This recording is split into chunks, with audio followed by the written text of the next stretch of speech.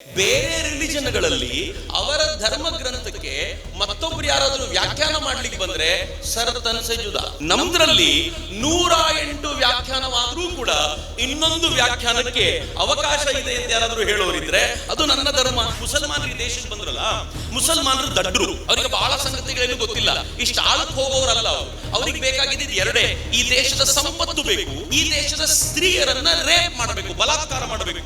ಇವತ್ತೆಲ್ಲ ಬಲಾತ್ಕಾರದ ಪರಂಪರೆ ಇದು. ಈ ಪರಂಪರೆ ಈ ದೇಶಕ್ಕೆ ಕಾಲಿಟ್ಟ ಮೊದಲ ಮುಸಲ್ಮಾನನಿಂದ ಶುರುವಾಗಿದ್ದು. ಶ್ರೀರಾಮ ಮಂದಿರದಲ್ಲಿ ಶಿವರಾತ್ರಿಯನ್ನು ಆಚರಣೆ ಮಾಡಬೇಕು ಅಂದ್ರೆ ಪ್ರಭಾಕರ ಭಟ್ರಿಗೆ ಟೆನ್ಷನ್ ಆಗುತ್ತೆ ಅನ್ಕೊಂಡಿದ್ದೀರೇನು? ಇದು ಶ್ರೀರಾಮನ ಹೆಸರು, ಶಿವನದ್ದು ಹೆಂಗಿರ್ಲಿ? ಬಿಕಾಸ್ ಚೆನ್ನಾಗಿ ಗೊತ್ತಿದೆ ನಮಗೆ, ಸತ್ಯ ಒಂದೇ, ಬಲ್ಲವರು ಅದನ್ನ ಭಿನ್ನ ಭಿನ್ನ ಸ್ವರೂಪದಲ್ಲಿ ಕರೀತಾರೆ ಅಂತ. ಇದನ್ನ ಅರಿಯದವನು ಕಿತ್ತಾಡ್ತಾನೆ. ಯಾರು ಇದನ್ನ ಅರಿತಿದ್ದಾರೋ ಅವನು ಜಗತ್ತನ್ನ ರೂಲ್ ಮಾಡುವ ಶಕ್ತಿಯನ್ನ ಪಡ್ಕೊಳ್ತಾನೆ. ಹೀಗಾಗಿಯೇ ಭಾರತ ಹಿಂದೂ ಧರ್ಮ, ಸನಾತನ ಧರ್ಮ, ಜಗತ್ತನ್ನ ರೂಲ್ ಮಾಡಬಲ್ಲಂತ ಧರ್ಮ. ಜಗತ್ತಿನ ಎಲ್ಲರೂ ಯಾವ್ದಾದ್ರು ಒಂದು ರಿಲಿಜನ್ ಫಾಲೋ ಮಾಡಬಹುದಾ, ಒಂದು ಧರ್ಮವನ್ನ ಫಾಲೋ ಮಾಡಬಹುದಾ ಅಂತ ಹೇಳಿದ್ರೆ ಅಂತದ್ದು ಇರ್ಲಿಕ್ಕೆ ಸಾಧ್ಯ ಇಲ್ಲ. ಅಕಸ್ಮಾತ್ ಏನಾದ್ರೂ ಇದ್ರೆ ಅದು ಸನಾತನ ಧರ್ಮವೇ ಆಗಿದೆ. ಜಗತ್ತಿನ ಎಲ್ಲರೂ ಮತ್ತೊಂದು ರಾಷ್ಟ್ರವನ್ನ ಆಕ್ರಮಣ ಮಾಡಿ ಅಲ್ಲಿ ತಮ್ಮ ಪ್ರಭುತ್ವವನ್ನ ಸ್ಥಾಪಿಸಲಿಕ್ಕೆ ಅಂತ ಬಂದ್ರು. ಭಾರತ ಒಂದೇ ಜಗತ್ತಿನ ಯಾವ ರಾಷ್ಟ್ರದ ಮೇಲೂ ಆಕ್ರಮಣ ಮಾಡಲಿಲ್ಲ. ಆದ್ರೆ ಎಲ್ಲಾ ರಾಷ್ಟ್ರಗಳು ಭಾರತದ ದಾಸತ್ವಕ್ಕೆ ಸಿದ್ಧವಾಗಿದ್ವು. ಇದು ಭಾರತದ ತಾಕತ್ತು. ಅಮೆರಿಕದ ಸೆಂಟರ್ ಅದು ಡಿಸಿಪ್ಲಿನ್ ಅಂತ ಇಟ್ಕೊಳ್ಳಿ. ಇಂಗ್ಲೆಂಡಿಗೆ ಒಂದು ಸೆಂಟರ್ ಇದೆ, ವ್ಯಾಪಾರ. ಜಗತ್ತಿನೆಲ್ಲ ವ್ಯಾಪಾರದ ಮೂಲಕ ಹೋದವರು ಇಂಗ್ಲೆಂಡ್. ಜಗತ್ತಿನ ಪ್ರತಿಯೊಂದು ರಾಷ್ಟ್ರಕ್ಕೂ ಅವರದೊಂದು ಕೇಂದ್ರ ಅಂತಿದೆ. ಭಾರತಕ್ಕೆ ಅಂತ ಕೇಂದ್ರ ಅಂತ ಏನಾದ್ರೂ ಇದ್ರೆ ಅದು ಧರ್ಮ ಮಾತ್ರ ಅಂತಾರೆ ವಿವೇಕಾನಂದ. ಈ ಧರ್ಮ ಅನ್ನೋ ಕೇಂದ್ರವನ್ನ ಶಿಫ್ಟ್ ಮಾಡಿ ಇದನ್ನ ಸಮಾಜ ಸೇವೆಯಿಂದಲೋ ಮತ್ತೊಂದಿಲಿಂದಲೋ ನೀವು ರೀಪ್ಲೇಸ್ ಮಾಡ್ತೀರಾ ಅಂತಂದ್ರೆ ಭಾರತವಾಗಿ ಉಳ್ಕೊಳ್ಳಲ್ಲ. ಈ ಭಾರತ ಉಳ್ಕೊಳ್ಬೇಕು ಅಂದ್ರೆ ಇದರ ಕೇಂದ್ರ ಮತ್ತೊಮ್ಮೆ ಧರ್ಮವಾಗಿ ಮೆರೆಯಬೇಕಾದಂತ ಅಗತ್ಯ ಇದೆ ಅಂತ ವಿವೇಕಾನಂದ ಹೇಳ್ತಾರಲ್ಲ. ಸ್ವತ್ವದ ಆಧಾರದ ಮೇಲೆ ಪುನರ್ ನಿರ್ಮಾಣ ಅಂತಂದ್ರೆ ಭಾರತದ ಕೇಂದ್ರವನ್ನ ಮತ್ತೊಮ್ಮೆ ಧರ್ಮವಾಗಿ ತರಬೇಕು ಅನ್ನೋದು ವಿವೇಕಾನಂದರ ಚಿಂತನೆಯ ಸಾರ. ಜನನೀಂ ಶಾರದಾಂ ದೇವೀಂ ರಾಮಕೃಷ್ಣಂ ಜಗದ್ಗುರುಂ ಪಾದಪದ್ಮೇ ತಯೋ ಶ್ರಿತ್ವ ಪ್ರಣಮಾಮಿ ಮುಹುರ್ಮುಹುಃ. ರತ್ನಾಕರ ಧೌತಪದಾಂ ಹಿಮಾಲಯ ಕಿರೀಟಿನೀಂ ಬ್ರಹ್ಮರಾಜರ್ಷಿ ರತ್ನಾಢ್ಯಾಂ ವಂದೇ ಭಾರತ ಮಾತರಂ. ಏನು ಸ್ವತ್ವ ಅನ್ನೋದ್ರ ಬಗ್ಗೆ ತುಂಬ ಚರ್ಚೆ ನಡೆದಿದೆ. ನಾನು ಈ ಹುಡುಗರು ಮಾತಾಡೋಗಿದ್ದ ಎರಡೇರಡು ಸಂಗತಿಗಳನ್ನ ಇಟ್ಕೊಂಡು ಮಾತಾಡ್ಲಿಕ್ಕೆ ಇಚ್ಛೆ ಪಡ್ತೀನಿ. ಮೊದಲನೇದು ಸ್ವತ್ವ ಅಂದರೆ ಒಬ್ಬ ಹುಡುಗ ಬಂದು ಹೇಳಿದ, ಭಾಳ ಚೆನ್ನಾಗಿ ಹೇಳಿದ, ಶ್ರೀರಾಮ ವಿದ್ಯಾಲಯ ನಾವು ಒಪ್ಪಿಕೊಂಡ ಸಿದ್ಧಾಂತಗಳ ಆಧಾರದ ಮೇಲೆ ನಡೆಯುತ್ತೆ ಅಂತ. ಆ ಸಿದ್ಧಾಂತ ಶ್ರೀರಾಮ ವಿದ್ಯಾಲಯದ ಸ್ವತ್ವ ಅದು ಅಷ್ಟೇ. ಯಾವುದೋ ಒಂದು ಪರಂಪರಾನುಗತವಾಗಿ ಏನನ್ನೋ ಬೆಳೆಸ್ಕೊಂಡು ಬಂದಿದ್ದೀವಲ್ಲ ಅದು ಸ್ವತ್ವ, ಅದು ನಮಗೆ ಸೇರಿದ್ದು ಅಂತ. ಇದು ಮೊದಲನೇದು, ನೆನ್ಪಿಟ್ಕೊಳ್ಬೇಕಾಗಿರುವಂಥದ್ದು. ಎರಡನೇದು, ಒಂದು ಮಗು ಇಲ್ಲಿ ಬಂದು ಹೇಳಿ ಹೋಯ್ತು, ತುಂಬ ಚೆನ್ನಾಗಿ ಹೇಳ್ತು. ನಾನಿವತ್ತು ಕಲ್ತಿರುವಂಥ ಅತ್ಯಂತ ಮಹತ್ವದ ಸಂಗತಿ ಅಂತಂದರೆ ವಿವಾದವಾಗದೆ ಮಾತಾಡೋದು ಹೆಂಗೆ ಅಂತ. ಆ ಹುಡುಗಿ ಎಷ್ಟು ಚೆನ್ನಾಗಿ ಮಾತಾಡಿದ್ಲು ಅಂತಂದರೆ ಹೆಸರು ಅಡ್ರೆಸ್ಸು ಹೇಳಲಿಲ್ಲ, ವಿವಾದ ಆದರೆ ಕಷ್ಟ ಅಂತ. ಮತ್ತು ವಿವಾದ ಆದರೆ ನನ್ನ ಮುಂದೆ ಬರಬಾರ್ದು ಯಾರು ಅಂತ. ಆಕೆ ಜರ್ನಲಿಸ್ಟ್ ಆಗಿದ್ದಿದ್ರೆ, ಜರ್ನಲಿಸಮಲ್ಲಿ ಓದ್ತಿದ್ದಿದ್ರೆ ಗೊತ್ತಿರ್ತಿತ್ತು ಆಕೆಗೆ ಮಾತಾಡುವವರು ವಿವಾದ ಮಾಡೋದಲ್ಲ, ಕೇಳುವವರು ವಿವಾದ ಮಾಡೋದು ಅಂತ. ಒಂದು ಎಕ್ಸಾಂಪಲ್ ಕೊಡ್ತೀನಿ. ಇಲ್ಲಾದರೂ ಜರ್ನಲಿಸಮ್ ಹುಡುಗರಿದ್ರೆ ಇವುಗಳನ್ನೆಲ್ಲ ಸೂಕ್ಷ್ಮವಾಗಿ ಗಮನಿಸಿ ಅಂತ. ಎಕ್ಸಾಂಪಲ್ ಏನು ಅಂತಂದರೆ, ಭಾಳ ಹಿಂದೆ 2013ನಲ್ಲಿ ನರೇಂದ್ರ ಮೋದಿಯವರು ಪ್ರಧಾನಿಯಾಗಬೇಕು ಅಂತ ಚರ್ಚೆ ಶುರುವಾಯಿತು. ನರೇಂದ್ರ ಮೋದಿ ಅವರನ್ನ ಕ್ಯಾಂಡಿಡೇಟ್ ಅಂತ ಘೋಷಣೆ ಮಾಡಲಾಯಿತು. ಒಂದು ಇಂಟರ್ವ್ಯೂನ ಒಬ್ಬ ಜರ್ನಲಿಸ್ಟ್ ಹತ್ರ ಮಾಡಿಸಿದ್ರು ಅವರು. ಜರ್ನಲಿಸ್ಟ್ ತುಂಬ ಪಾಪ್ಯುಲರ್ ಆಗಿರಲಿಲ್ಲ, ಒಬ್ಬ ಸಾಧಾರಣವಾಗಿರುವಂಥ ಹೆಣ್ಮಗಳು ಇಂಟರ್ವ್ಯೂ ಮಾಡಿದ್ಲು. ನರೇಂದ್ರ ಮೋದಿ ಸಹಜವಾಗಿ ಹೇಳಿದರು, ಇದರಲ್ಲಿ ಗೊಂದಲ ಏನಿದೆ ನೋಡಿ, ನೀವು ಮುಸಲ್ಮಾನರನ್ನ ಕೊಲೆ ಮಾಡ್ತೀರಂತೆ, ಹೌದಾ? ನೀವು ಸಿಕ್ಕಾಪಟ್ಟೆ ನಾಶ ಮಾಡ್ತೀರಂತೆ, ಆ ಥರದ ಜನಾಂಗವನ್ನು ಕಂಡ್ರಾಗಲ್ವಂತೆ. ನರೇಂದ್ರ ಮೋದಿ ಸಹಜವಾಗಿ ಹೇಳಿದ್ರಿ, ಎಂಥ ಮಾತು ಕೇಳ್ತೀಯ ಕಣಮ್ಮ, ಅಕಸ್ಮಾತ್ ನನ್ನ ಗಾಡಿ ಕೆಳಗಡೆ ಒಂದು ನಾಯಿ ಅಡ್ಡ ಬಂದು ಸತ್ತೋದ್ರೆ ಹೃದಯ ಕಂಪಿಸುತ್ತೆ ನನಗೆ, ಅಂಥದ್ರಲ್ಲಿ ಒಬ್ಬ ಮುಸಲ್ಮಾನನ್ನು ಕೊಲ್ಲಿಕ್ಕುಂಟಾ ನಾನು? ಏನಾದರೂ ವಿವಾದ ಉಂಟಾ? ಮುಸಲ್ಮಾನರನ್ನು ನಾಯಿಗೆ ಹೋಲಿಸಿದ ಮೋದಿ ಎಂದು ಎಂತ ಹೇಳೋದು? ದೊಡ್ಡ ವಿವಾದ, ತುಂಬ ದೊಡ್ಡ ವಿವಾದ. ನಾವು ಆ ವಿಡಿಯೋ ಕ್ಲಿಪ್ಪಿಂಗನ್ನು ಮತ್ತೆ ನಮ್ಮ ಫೇಸ್ಬುಕ್ಕಲ್ಲಿ ಎಲ್ಲ ಕಡೆಗಳಲ್ಲೂ ರನ್ ಮಾಡಿ, ಇಲ್ಲ ಮೋದಿ ಹೇಳಿದ ಹಾಗಲ್ಲ, ಹೇಗೆ ತಿರುಚ್ತಾ ಇದ್ದಾರೆ ನೋಡಿ ಅಂತ. ಅಂದರೆ ವಿವಾದ ಮಾತಾಡುವವನು ಮಾಡಬೇಕು ಅಂತಿಲ್ಲ, ಕೇಳುವವನು ಮಾಡಬಹುದು ಅಂತ. ಹೀಗಾಗಿ ಪ್ರತಿಯೊಂದು ವಿಚಾರಕ್ಕೂ ವ್ಯಾಖ್ಯಾನ ಅಂತಿರುತ್ತೆ, ಇಂಟರ್ಪ್ರಿಟೇಷನ್ಸ್ ಅಂತಿರುತ್ತೆ. ಈ ಇಂಟರ್ಪ್ರಿಟೇಷನ್ಸ್ ಅನ್ನು 100 ದಿಕ್ಕಿನಲ್ಲಿ ಮಾಡಬಹುದು. ಅದಕ್ಕೆ ಜಗತ್ತಿನ ಅನೇಕ ಮತಪಂಥಗಳು, ಹಿಂದೂ ಧರ್ಮಕ್ಕೂ ಜಗತ್ತಿನ ಇತರೆ ಮತಪಂಥಗಳಿಗೂ ರಿಲಿಜನ್ಗಳಿಗೂ ಇರುವ ಡಿಫ್ರೆನ್ಸ್ ಏನು ಅಂತಂದರೆ, ಬೇರೆ ರಿಲಿಜನ್ಗಳಲ್ಲಿ ಅವರ ಧರ್ಮ ಗ್ರಂಥಕ್ಕೆ ಮತ್ತೊಬ್ರು ಯಾರಾದರೂ ವ್ಯಾಖ್ಯಾನ ಮಾಡ್ಲಿಕ್ಕೆ ಬಂದರೆ ಸರ್ತನ್ ಸೆ ಜುದಾ. ನಮ್ದ್ರಲ್ಲಿ 108 ವ್ಯಾಖ್ಯಾನವಾದರೂ ಕೂಡ ಇನ್ನೊಂದು ವ್ಯಾಖ್ಯಾನಕ್ಕೆ ಅವಕಾಶ ಇದೆ ಅಂತ ಯಾರಾದರೂ ಹೇಳೋರಿದ್ರೆ ಅದು ನನ್ನ ಧರ್ಮ ಅಂತ. ಡಿಫರೆನ್ಸ್ ಇರೋದಿಲ್ಲೇ, ಇನ್ನೆಲ್ಲೂ ಹಿಂಗಿಲ್ಲ ಅಂತ. ವಿವಾದಗಳಿಗೆ ಆಸ್ಪದವನ್ನು ಕೊಡಲೇಬಾರ್ದು ಅಂತ ಯಾರು ಹೇಳಬಾರ್ದು. ಆದರೆ ಆ ವಿವಾದಗಳು ಸಮಾಜದಲ್ಲಿ ಚರ್ಚೆಯನ್ನು ಹುಟ್ಟಾಕ್ಲಿಕ್ಕೆ ಮತ್ತು ಸರಿಯಾದ ದಿಕ್ಕಿಗೆ ಸಮಾಜವನ್ನು ತೆಗೆದುಕೊಂಡು ಹೋಗ್ಲಿಕ್ಕೆ ಕಾರಣವಾಗಬೇಕು. ಸ್ವತ್ವ ಇದು ಅರ್ಥ ಆಗ್ತಿದೆ ನಾನು ಹೇಳ್ತಿರೋದು. ಇದು ಯಾವುದು ಹೊರಗಡೆದಲ್ಲ, ನಾನು ಹೇಳ್ತಿರೋದು ಇದು ಭಾರತೀಯ ಚಿಂತನಾ ಕ್ರಮ. ಈ ಚಿಂತನೆಯ ಕ್ರಮದಿಂದ ಭಾರತ ಹೊರತಾಗಲಿಲ್ಲ. ನಾನು ಸುಮ್ಮನೆ ಹೇಳೋದು, ನಮಗೆ ಭಾರತೀಯ ಚಿಂತನೆಯಿಂದ ದೂರವಾಗಿದ್ದೀವಿ, ಸ್ವತ್ವದಿಂದ ದೂರ ಆಗಿದ್ದೀವಿ ಅಂತ ನೀವೆಲ್ಲ ಹೇಳ್ತಿರಲ್ಲ, ಸುಮ್ಮನೆ ಕೇಳಿ. ಇವತ್ತು ನಾನು ಓದಿದೆ, ನಂಗೆ ಗೊತ್ತಿಲ್ಲ, ನನ್ಗೆ ಹಂಗೆ ಅನ್ನಿಸ್ತು. ನಾನು ಬರ್ತಾ ಟೈಮ್ಸ್ ಆಫ್ ಇಂಡಿಯಾ ಇವತ್ತು ಏರ್ಪೋರ್ಟ್ನಲ್ಲಿ ಕೂತ್ಕೊಂಡು ತೆಕ್ಕೊಂಡಿದ್ದೆ, ಒಂದು ಸುದ್ದಿ ನೋಡಿದೆ. ಅದರಲ್ಲಿ ಪಾಕಿಸ್ತಾನದಿಂದ ಇಟಲಿಗೆ ಕದ್ದು ಮುಚ್ಚಿ ಒಂದು ಹಡಗಿನಲ್ಲಿ ಕೂತ್ಕೊಂಡು ಹೋಗ್ತಾ ಇದ್ದ 750 ಮಂದಿಯಲ್ಲಿ 400 ಜನ ಮುಳುಗಿ ಸತ್ತೋದ್ರು ಅಂತ. ಹಂಗಂದ ತಕ್ಷಣ ನನಗೆ ವಾಹ್ ಸರಿಯಾಗಾಯ್ತು ಅಂತ ಒಂದು ಕ್ಷಣ ಪಾಸ್ ಆಯ್ತು. ಮರುಕ್ಷಣ ನನ್ನ ಮನಸ್ಸು ಏನು ಹೇಳ್ತು ಗೊತ್ತಾ? ಅಯೋಗ್ಯ, ನಾಚಿಕೆ ಆಗೋದಿಲ್ವಾ, ಯಾರೋ ಸತ್ತರೆ ಖುಷಿ ಪಡ್ತೀಯಲ್ಲ ಅಂತ ನನ್ನ ಮನಸ್ಸು ಹೇಳ್ತು. ತಕ್ಷಣ ಪಾಕಿಸ್ತಾನಿ ನನ್ನ ವಿರೋಧಿಯವನು, ಕಂಠಮಟ್ಟ ನನ್ನನ್ನು ವಿರೋಧಿಸ್ತಾನೆ, ಭಾರತ ನಾಶವಾಗಲಿ ಅಂತ ಪ್ರಾರ್ಥನೆ ಮಾಡ್ಕೊಳ್ತಾನೆ. ಇಷ್ಟಾದಾಗ್ಲೂ ಅವನ ಕುರಿತಂತ ಒಂದು ಕೆಟ್ಟ ಸುದ್ದಿಯನ್ನು ನೋಡಿದಾಗ ಛೇ ಸತ್ತೋಗಿದ್ದು ಖುಷಿ ಪಡ್ತಿದ್ದೀನಲ್ಲ ಅಂತ ಅನ್ನಿಸ್ತು. ಎಲ್ಲಿಂದ ಬಂತಿದ್ದು? ಇದು ನನ್ನ ಚಿಂತನೆ, ನನ್ನ ನೆಲ ನನಗೆ ಕೊಟ್ಟಿರುವಂಥದ್ದು. ಜಗತ್ನಲ್ಲಿ ಯಾರೂ ಇದಕ್ಕೆ ಪ್ರತಿಸ್ಪಂದಿಯಾಗಿ ನಿಲ್ತಾರೋ ಇಲ್ವೋ ಗೊತ್ತಿಲ್ಲ, ಆದರೆ ನನ್ನ ನೆಲ ನನಗೆ ಈ ಚಿಂತನೆ ಕೊಟ್ಟಿದೆ. ಅದು ಎಲ್ರಿಗೂ ಇದೆ ಅಂತ. ನಿನಗೆ ಪಾಕಿಸ್ತಾನ ತುಂಬ ದೊಡ್ಡ ವರ್ಡ್ ಆಗಿರ್ಬೋದು, ಭಾಳ ಜನರಿಗೆ ಇಲ್ಲ ರೀ ಚಕ್ರವರ್ತಿ ಅವ್ರಿಗೆ ತಪ್ಪು ಅನ್ನಿಸ್ತು, ಹೋದ್ರೆ ಹೋಗ್ಲಿ ಅಂತ ಅನಿಸಿರ್ಬೋದು. ಆದರೆ ರಸ್ತೆಯಲ್ಲಿ ಎಲ್ಲೋ ಯಾರೋ ತೀರ್ಕೊಳ್ತಾ ಇದ್ದಾರೆ, ಯಾರೋ ಸಾಯ್ತಾ ಇದ್ದಾರೆ, ಸಾವು ಬದುಕಿನ ನಡುವೆ ಹೋರಾಟ ನಡೀತಿದೆ ಅಂತಂದರೆ ನಮ್ಮ ಎಲ್ಲ ಅರ್ಜೆಂಟ್ನ ಕೆಲಸವನ್ನು ಬಿಟ್ಟು ನನ್ನಿಂದ ಸ್ವಲ್ಪ ಸಹಾಯ ಆಗುತ್ತಾ ನೋಡ್ತೀವಿ ಅಂತ ಪ್ರಯತ್ನ ಪಡೋದಿದೆಯಲ್ಲ, ಅದು ನನ್ನ ಚಿಂತನೆ ನನಗೆ ಕೊಡೋದು, ಅದು ನನ್ನ ಸ್ವತ್ವವಾಗಿ ಡೆವಲಪ್ ಆಗುತ್ತೆ ಅಂತ. ನಾನು ಇನ್ನೂ ಎಷ್ಟು ಚೆನ್ನಾಗಿ ನೋಡ್ತೀನಿ, ಭಾಳ ಜನರನ್ನು ನೋಡ್ತೀನಿ ನಾನು. ಕೆಲವರು ನಂಗೆ ಬಂದು ಹೇಳ್ತಾರೆ ಕುರಿ ಮಾಂಸದ ಅಡುಗೆ ಮಾಡಿದ್ರು ಮನೆಯಲ್ಲಿ ಅಂತ. ನಾನು ಸುಮ್ಮನೆ ಕೇಳಿದ್ದು, ಕುರಿ ಕಡಿಲಿಕ್ಕೆ ಬರ್ತದ್ಯಾ ನಿನಗೆ ಅಂತ. ಅದು ಒಂದೇ ಒಂದ್ಸಲ ಕಡಿಯೋದು ನೋಡಿದೆ ಅಣ್ಣ, 1 ತಿಂಗಳು ಊಟ ಮಾಡಿರಲಿಲ್ಲ ನಾನು ಅಂತ. ಮಾಂಸದ ಊಟ ಮಾಡ್ತಾನೆ, ಕುರಿ ಮಾಂಸವನ್ನು ಕಡಿದ್ರೆ ಊಟ ಮಾಡ್ತಾನೆ. ಕಡಿಯುವಾಗ ಅದಕ್ಕಾಗೋ ಒದ್ದಾಟ ಇದೆಯಲ್ಲ, ಅದನ್ನು ನೋಡ್ಲಿಕ್ಕೆ ಸಾಧ್ಯ ಇಲ್ಲ. ಸ್ವತ್ವ ಈ ದೇಶಕ್ಕೆ ಪರಂಪರಾನುಗತವಾಗಿ ಅಹಿಂಸೆಯ ಚಿಂತನೆ ಹರಿದುವಂತಲ್ಲ, ಅನವಶ್ಯಕವಾಗಿ ಯಾರಿಗೂ ನೋವು ಕೊಡಬಾರದು ಎನ್ನುವ ಚಿಂತನೆ ಅವನೊಳಗೆ ಹೆಂಗೆ ಅಡಗಿದೆ ಅಂತಂದ್ರೆ ಅವನಿಗೆ ಗೊತ್ತಿಲ್ಲ. ಇದು ಬುದ್ಧ ಹೇಳಿದ, ಇದು ಮಹಾವೀರ ಹೇಳಿದ ಅಂತ ಗೊತ್ತಿಲ್ಲ. ಆದರೆ ಒಳಗೆ ಹೆಂಗೆ ಅಡಗಿ ಕೂತಿದೆ ಅಂತಂದ್ರೆ, ಈ ದೇಶದ ಪರಂಪರೆಗೆ ಅನುಗುಣವಾಗಿ ಯಾರಾದರೂ ನೋಯ್ತಾ ಇದ್ರೆ ಅದೇ ಅವನ ಆಹಾರ ಆಗಿದ್ರೂ ಕೂಡ ಕಡದಿದ್ದನ್ನು ತಿನ್ಲಿಕ್ಕೆ ಮನಸ್ಸು ಒಪ್ಪೋದಿಲ್ಲ ಅಂತಿದೆಯಲ್ಲ, ಏನು ಚಂದರಿ ಇದು. ಸ್ವತ್ವಕ್ಕೆಲ್ಲೂ ಅರಸ್ಕೊಂಡು ಹೋಗಬೇಡಿ ನನ್ನ ನೆಚ್ಚಿನ ಮಿತ್ರರೇ. ಸ್ವತ್ವ ನಮ್ಮ ನಡುವೆ ಇದೆ, ಗುರುತಿಸ್ಕೊಳ್ಬೇಕು ಅಷ್ಟೇ. ಇವತ್ತು ಮನೆಗೆ ಹೋದ ನಂತರ ಬರ್ಕೊಳ್ಳಿ, ನನ್ನ ಒಳಗಿನ ಸತ್ವ ಯಾವುದು ಅಂತದ್ದು, ಯಾವುದು ನಾನು ಯಾರಿಂದಲೂ ಕಲಿದೆ ತಂತಾನೇ ಬಂದಿದ್ದು ಯಾವುದಿದೆಯೋ ಇದೆಯಲ್ಲ, ಅವೆಲ್ಲವೂ ಸ್ವತ್ವವಾಗಿರುವಂಥದ್ದು, ನಮ್ಮಿಂದ ಬರುವಂಥದ್ದು ಅಂತ. ಇದನ್ನೇ ತನ್ನತನ, ಸ್ವತ್ವ ಅನ್ನೋದು ಆ ತನ್ನತನದ ಪರಿಕಲ್ಪನೆ. ಭಾರತ ಈ ತನ್ನತನವನ್ನು ಹೇಗೆ ಕಟ್ಟಿಕೊಡ್ತು ಗೊತ್ತಾ? ಒಂದು 3-4 ಸ್ಟೇಟ್ಮೆಂಟ್ ಹೇಳ್ತೀನಿ ನಾನು. ಏಕಂ ಸತ್ ವಿಪ್ರಾಹ ಬಹುಧಾ ವದಂತಿ. ಸತ್ಯ ಒಂದೇ, ಬಲ್ಲವರೋದನ್ನು ಬೇರೆ ಬೇರೆ ರೂಪದಲ್ಲಿ ಕರೀತಾರೆ. ಎಷ್ಟು ಚೆನ್ನಾಗಿದೆ. ಜಗತ್ತಿನ ಎಲ್ಲ ಮತಪಂಥಗಳನ್ನು ಒಂದು ಸಲ ಗುಡ್ಡೆ ಹಾಕ್ಕೊಂಡು ಎಳ್ಕೊಂಡು ತಬ್ಬಿಕೊಳ್ಳಲಿಕ್ಕೆ ಯಾವ ಚಿಂತನೆ ಬೇಕೋ ಅದನ್ನು ಕೊಟ್ಟಿದ್ದು ನನ್ನ ಭಾರತೀಯರು ಈ ರೂಪದಲ್ಲಿ. ಹೀಗಾಗಿ ನಮ್ಮ ಮನೆಯ ದೇವರ ಕೋಣೆಯಲ್ಲಿ ಶಿವನೂ ಇರ್ತಾನೆ, ರಾಮನೂ ಇರ್ತಾನೆ.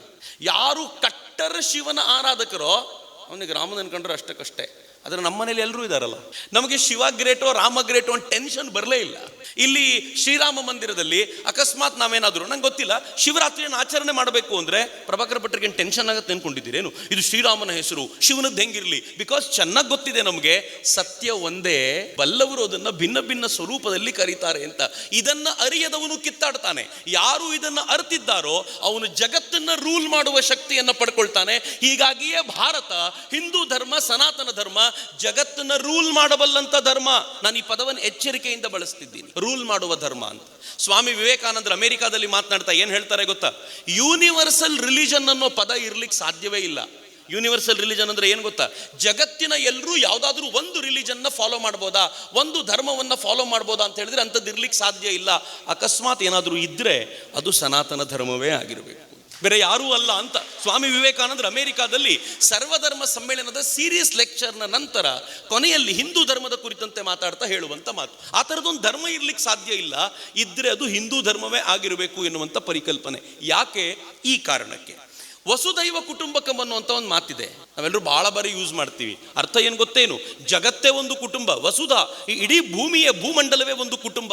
ಇದು ಸ್ವತ್ವ. ಜಗತ್ತಿನ ಯಾವ ವ್ಯಕ್ತಿಯೂ ಈ ಮಾತನ್ನ ಹೇಳಲಿಲ್ಲ. ಹೇಳಿದವನು ನಾನು ಮಾತ್ರ. ನಾನು ನನ್ನ ಇಡೀ ಪರಂಪರೆ ಹೇಳಿದೆ ಅಂತ ಹೇಳಿದವರು ನಾವು ಮಾತ್ರ. ಜಗತ್ತಿನಲ್ಲಿ ಯಾರು ಇದನ್ನು ಹೇಳಲಿಲ್ಲ.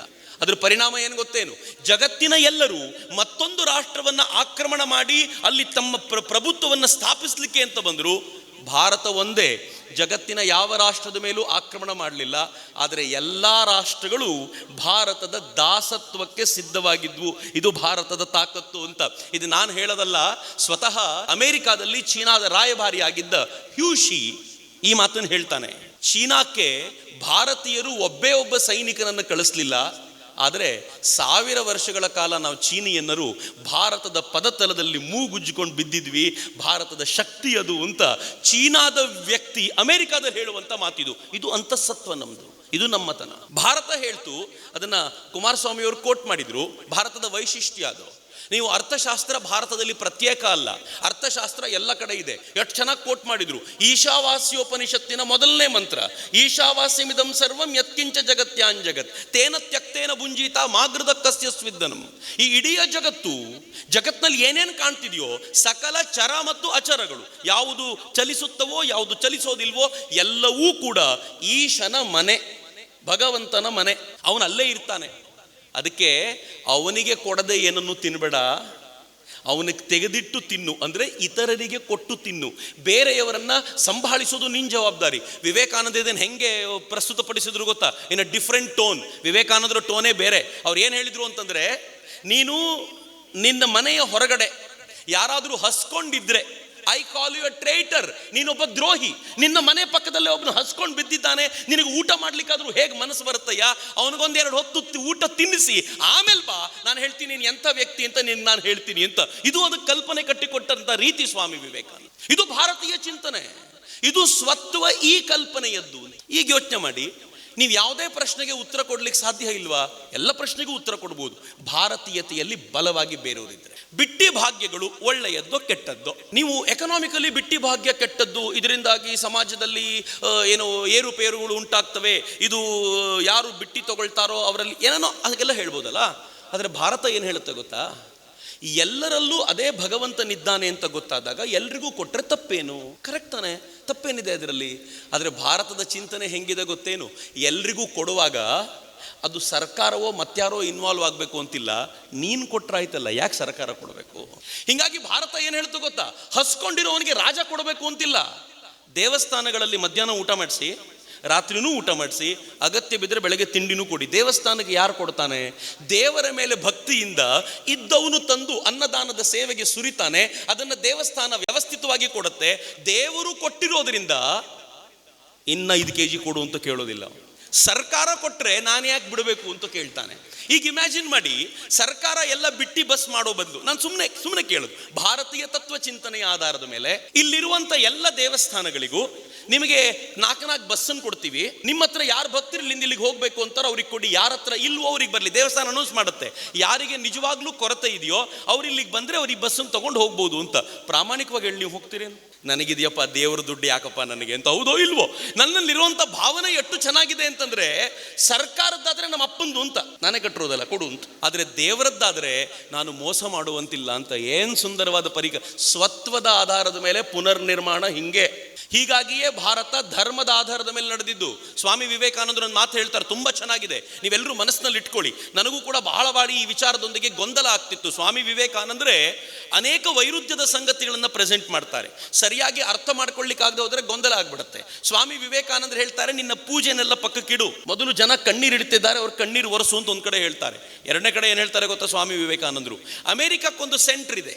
ಅಮೆರಿಕಾದ ಸೆಂಟರ್ ಅದು ಡಿಸಿಪ್ಲಿನ್ ಅಂತ ಇಟ್ಕೊಳ್ಳಿ. ಇಂಗ್ಲೆಂಡಿಗೆ ಒಂದು ಸೆಂಟರ್ ಇದೆ, ವ್ಯಾಪಾರ. ಜಗತ್ತಿನಲ್ಲೆಲ್ಲ ವ್ಯಾಪಾರದ ಮೂಲಕ ಹೋದವರು ಇಂಗ್ಲೆಂಡ್ನವರು. ಜಗತ್ತಿನ ಪ್ರತಿಯೊಂದು ರಾಷ್ಟ್ರಕ್ಕೂ ಅವರದ್ದೊಂದು ಕೇಂದ್ರ ಅಂತಿದೆ. ಭಾರತಕ್ಕೆ ಅಂತ ಕೇಂದ್ರ ಅಂತ ಏನಾದರೂ ಇದ್ರೆ ಅದು ಧರ್ಮ ಮಾತ್ರ ಅಂತಾರೆ ವಿವೇಕಾನಂದ. ಈ ಧರ್ಮ ಅನ್ನೋ ಕೇಂದ್ರವನ್ನು ಶಿಫ್ಟ್ ಮಾಡಿ ಇದನ್ನ ಸಮಾಜ ಸೇವೆಯಿಂದಲೋ ಮತ್ತೊಂದಿಲಿಂದಲೋ ನೀವು ರೀಪ್ಲೇಸ್ ಮಾಡ್ತೀರಾ ಅಂತಂದ್ರೆ ಭಾರತವಾಗಿ ಉಳ್ಕೊಳ್ಳಲ್ಲ. ಈ ಭಾರತ ಉಳ್ಕೊಳ್ಬೇಕು ಅಂದ್ರೆ ಇದರ ಕೇಂದ್ರ ಮತ್ತೊಮ್ಮೆ ಧರ್ಮವಾಗಿ ಮೆರೆಯಬೇಕಾದಂತ ಅಗತ್ಯ ಇದೆ ಅಂತ ವಿವೇಕಾನಂದರು ಹೇಳ್ತಾರಲ್ಲ. ಸ್ವತ್ವ ತತ್ವದ ಆಧಾರದ ಮೇಲೆ ಪುನರ್ ನಿರ್ಮಾಣ ಅಂತಂದ್ರೆ ಭಾರತದ ಕೇಂದ್ರವನ್ನ ಮತ್ತೊಮ್ಮೆ ಧರ್ಮವಾಗಿ ತರಬೇಕು ಅನ್ನೋದು ವಿವೇಕಾನಂದರ ಚಿಂತನೆಯ ಸಾರ ಅಂತ ನನಗೆ ಯಾವಾಗಲೂ ಅನ್ಸುತ್ತೆ. ಎಷ್ಟು ಚೆನ್ನಾಗಿದೆ ನೋಡಿ. ಯಾವುದಾದ್ರೂ ನಮ್ಗೆ ಗೊತ್ತಿತ್ತಾ? ಗೊತ್ತಿಲ್ಲ, ಆದರೆ ಆಚರಣೆಯಲ್ಲಿ ಹಾಸು ಹೊಕ್ಕಾಗಿದೆ ಅಂತ. ನೀವು ಸುಮ್ಮನೆ ಯೋಚನೆ ಮಾಡಿ, ನಮ್ಮ ಉಪನಿಷತ್ತುಗಳು ಎರಡು ಪದವನ್ನು ಯಾವಾಗಲೂ ಉಲ್ಲೇಖ ಮಾಡ್ತವೆ. ಒಂದು ಅಭ್ಯುದಯ, ಮತ್ತೊಂದು ನಿಶ್ರೇಯಸ ಅಂತ. ಅಭ್ಯುದಯ ಅಂದ್ರೆ ಏನ್ ಗೊತ್ತಾ? ಹೊರಗೆ ಕಾಣುವಂತ ಬೆಳವಣಿಗೆಗಳನ್ನು ಮಾಡೋದು ಅಭ್ಯುದಯ. ನಿಶ್ರೇಯಸ ಅಂದ್ರೆ ಆಂತರಿಕವಾದ ಡೆವಲಪ್ಮೆಂಟ್. ಈಗ ಶ್ರೀರಾಮ ವಿದ್ಯಾಶಾಲೆ ಯಾಕೆ ತುಂಬಾ ಪಾಪ್ಯುಲರ್? ಬಿಲ್ಡಿಂಗ್ ತುಂಬಾ ಚೆನ್ನಾಗಿದೆ ಅಂತಾನ? ಹಾಗಂತ ಚೆನ್ನಾಗಿಲ್ವಾ? ಕಟ್ಟಡಗಳು ಬಹಳ ಸುಂದರವಾಗಿವೆ, ನೋಡಿದ ತಕ್ಷಣ ಅಟ್ರಾಕ್ಟಿವ್, ಅಭ್ಯುದಯ ಇದೆ. ಆದರೆ ನಿಜವಾದ ಬೆಳವಣಿಗೆ ಯಾವಾಗ ಗೊತ್ತಾ? ಈ ಕಟ್ಟಡದ ಒಳಗೆ ಏನು ನಡೆಯುತ್ತೆ ಅನ್ನೋದರ ಆಧಾರದ ಮೇಲೆ ಇದರ ವ್ಯಾಪ್ತಿ ವಿಸ್ತಾರವಾಗೋದು ಅಂತ. ಅದಕ್ಕೆ ಭಾರತ ಹೇಳ್ತು ಅಭ್ಯುದಯವೂ ಬೇಕು, ನಿಶ್ರೇಯಸ್ಸೂ ಇರಬೇಕು. ನೀನು ಶ್ರೇಯಸ್ಸನ್ನು ಪಡ್ಕೊಳ್ಳಿಕ್ಕೆ ಸಿದ್ಧನಾಗಬೇಕು, ಆದರೆ ತಾತ್ಕಾಲಿಕವಾಗಿರುವಂಥ ಪ್ರೇಯಸ್ಸನ್ನು ಕೂಡ ಯಾವುದು ಸ್ವಲ್ಪ ಮಟ್ಟಿಗೆ ಬೇಕೋ ಅದಕ್ಕೂ ಕೂಡ ಸಿದ್ಧನಾಗಬೇಕು. ಈ ವಿಭಿನ್ನವಾದ ಕಲ್ಪನೆಗಳನ್ನು ಕಟ್ಟಿಕೊಡ್ತಲ್ಲ, ಇದು ಭಾರತ ತನ್ನ ಅಂತರಂಗದ ಸತ್ವವಾಗಿ ಇದನ್ನು ಬೆಳೆಸ್ಕೊಳ್ತು ಅಂತ. ಹಾಗಂತ ಇದು ಬರೀ ಸಂಸ್ಕೃತದಲ್ಲಿ ಮಾತ್ರ ಇದೆ ಅಂತ ತಿಳ್ಕೊಳ್ಬೇಡಿ. ನಾವೊಂದು ಮಾತು ಹೇಳ್ತೀವಿ, ಬಲಗೈಯಿಂದ ಕೊಟ್ಟಿದ್ದು ಯಾರಪ್ಪ ಹೇಳ್ಕೊಟ್ರು? ನಮ್ಮಮ್ಮ ಯಾವತ್ತಾದರೂ ಹೇಳಿದ್ಲ ಇದನ್ನ? ನಮ್ಮಪ್ಪ ಯಾವತ್ತಾದರೂ ಹೇಳಿದ್ನ? ಆದರೆ ನಮ್ಗೆ ತುಂಬ ಚೆನ್ನಾಗಿ ಗೊತ್ತಿದೆ, ನಮ್ಮ ಅಮ್ಮ ಅನೇಕರಿಗೆ ಹೆಲ್ಪ್ ಮಾಡ್ತಾಳೆ, ಮನೇಲಿ ಯಜಮಾನ್ರಿಗೂ ಗೊತ್ತಿರಲ್ಲ. ನಮ್ಮಮ್ಮ ನಾನು ಕೆಲವೊಮ್ಮೆ ಯಾರಿಗಾದ್ರೂ ಏನಾದರೂ ಕೊಡ್ತೀನಿ, ನಾನು ಅಂದರೆ ನೀವುಗಳು ಏನಾದರೂ ಕೊಡ್ತೀವಿ, ಮನೇಲಿ ಹೋಗಿ ಹೇಳಿರಲ್ಲ. ಕೊಟ್ಟಿದ್ದು 4 ಜನಕ್ಕೆ ಗೊತ್ತಾಗಬಾರ್ದಪ್ಪ. ಏನು ಸುಂದರವಾಗಿದೆ. ನಾವು ಸ್ವಾರ್ಥಿಗಳಾಗ್ತಾ ಆಗ್ತಾ ಈ ಭಾರತೀಯ ಚಿಂತನೆಯಿಂದ, ಕೇಂದ್ರದಿಂದ ತುಂಬ ದೂರ ಬಂದ್ವಿ. ಅದಾದ್ಮೇಲೆ ದೇವಸ್ಥಾನಕ್ಕೆ ನಾವು ಕೊಟ್ಟ ಫ್ಯಾನಿನ ಪ್ರತಿ ರೆಕ್ಕೆಗೂ ಹೆಸರು ಬರೆಸೋದು. ಹಂಗಿರ್ಲಿಲ್ಲ ನಮ್ದ್ರಲ್ಲಿ.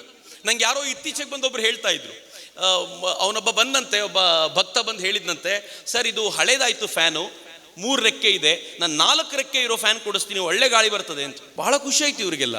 ಇವ್ರು 4 ರೆಕ್ಕೆ ಇರೋ ಫ್ಯಾನ್ ಬಂದರೆ ಬರಲಿ, ಗಾಳಿ ಚೆನ್ನಾಗಿ ಬರಲಿ ಅಂತ ಹಾಕಿದ್ರೆ 4 ರೆಕ್ಕೆ ಮೇಲೆ ಹೆಸರು ಬರೆಸಿದ್ದ. ಹೊಸ ಮಗು ಹುಟ್ಟಿತ್ತು ಅವನಿಗೆ, ಅದಕ್ಕೆ 4ನೇ ರೆಕ್ಕೆ, ಇಡೀ ಫ್ಯಾಮಿಲಿಯಲ್ಲಿ ಕಾಣಬೇಕು ಅಂತ. ಇದು ಎಲ್ಲಿಂದ ಬಂತು?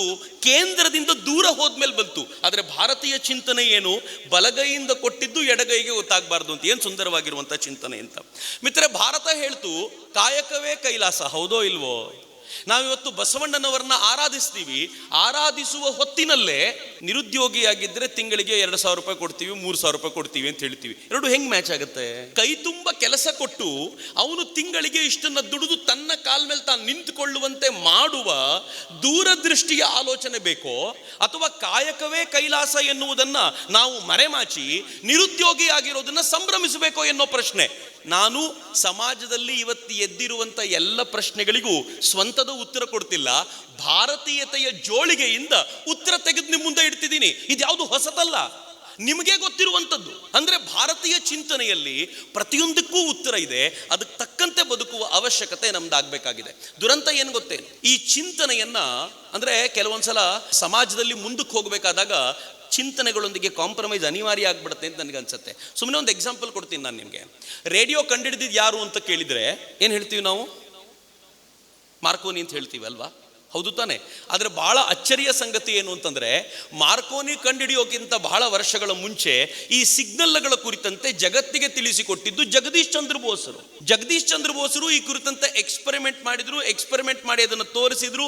ಅದರ ಕುರಿತಂತೆ ಅತ್ಯಂತ ಶ್ರೇಷ್ಠ ವಿಜ್ಞಾನಿಗಳು ಲಂಡನ್ನಲ್ಲಿ ಕೂತ್ಕೊಂಡು ನೋಡಿದ್ರು, ವಾ ಏನು ಚೆನ್ನಾಗಿ ಮಾಡಿದ್ದಾರೆ ಇವರು ಅಂತ. ಆದರೆ ಆವತ್ತು ಅವ್ರ ನೋಟ್ಬುಕ್ ಕಳುವಾಯ್ತು, ಎಲ್ಲಿ ಹೋಯ್ತು ಗೊತ್ತಾಗಲಿಲ್ಲ. ಆಮೇಲೆ ರೇಡಿಯೋ ಬಂತು, ಅದಕ್ಕೆ ಸಂಬಂಧಪಟ್ಟ ಪ್ರತಿಯೊಂದು ವಿಚಾರಗಳು ಬಂದವು. ರೇಡಿಯೋ ಕಂಡುಹಿಡಿದಿದ್ದು ಇವರು ಅಂತ ಮತ್ತೊಬ್ಬರಿಗೆ ಹೋಯ್ತು, ಅವ್ರು ಪೇಟೆಂಟ್ ತಗೊಂಡು ಸಿಕ್ಕಾಪಟ್ಟೆ ದುಡ್ಡು ಮಾಡಿದ್ರು.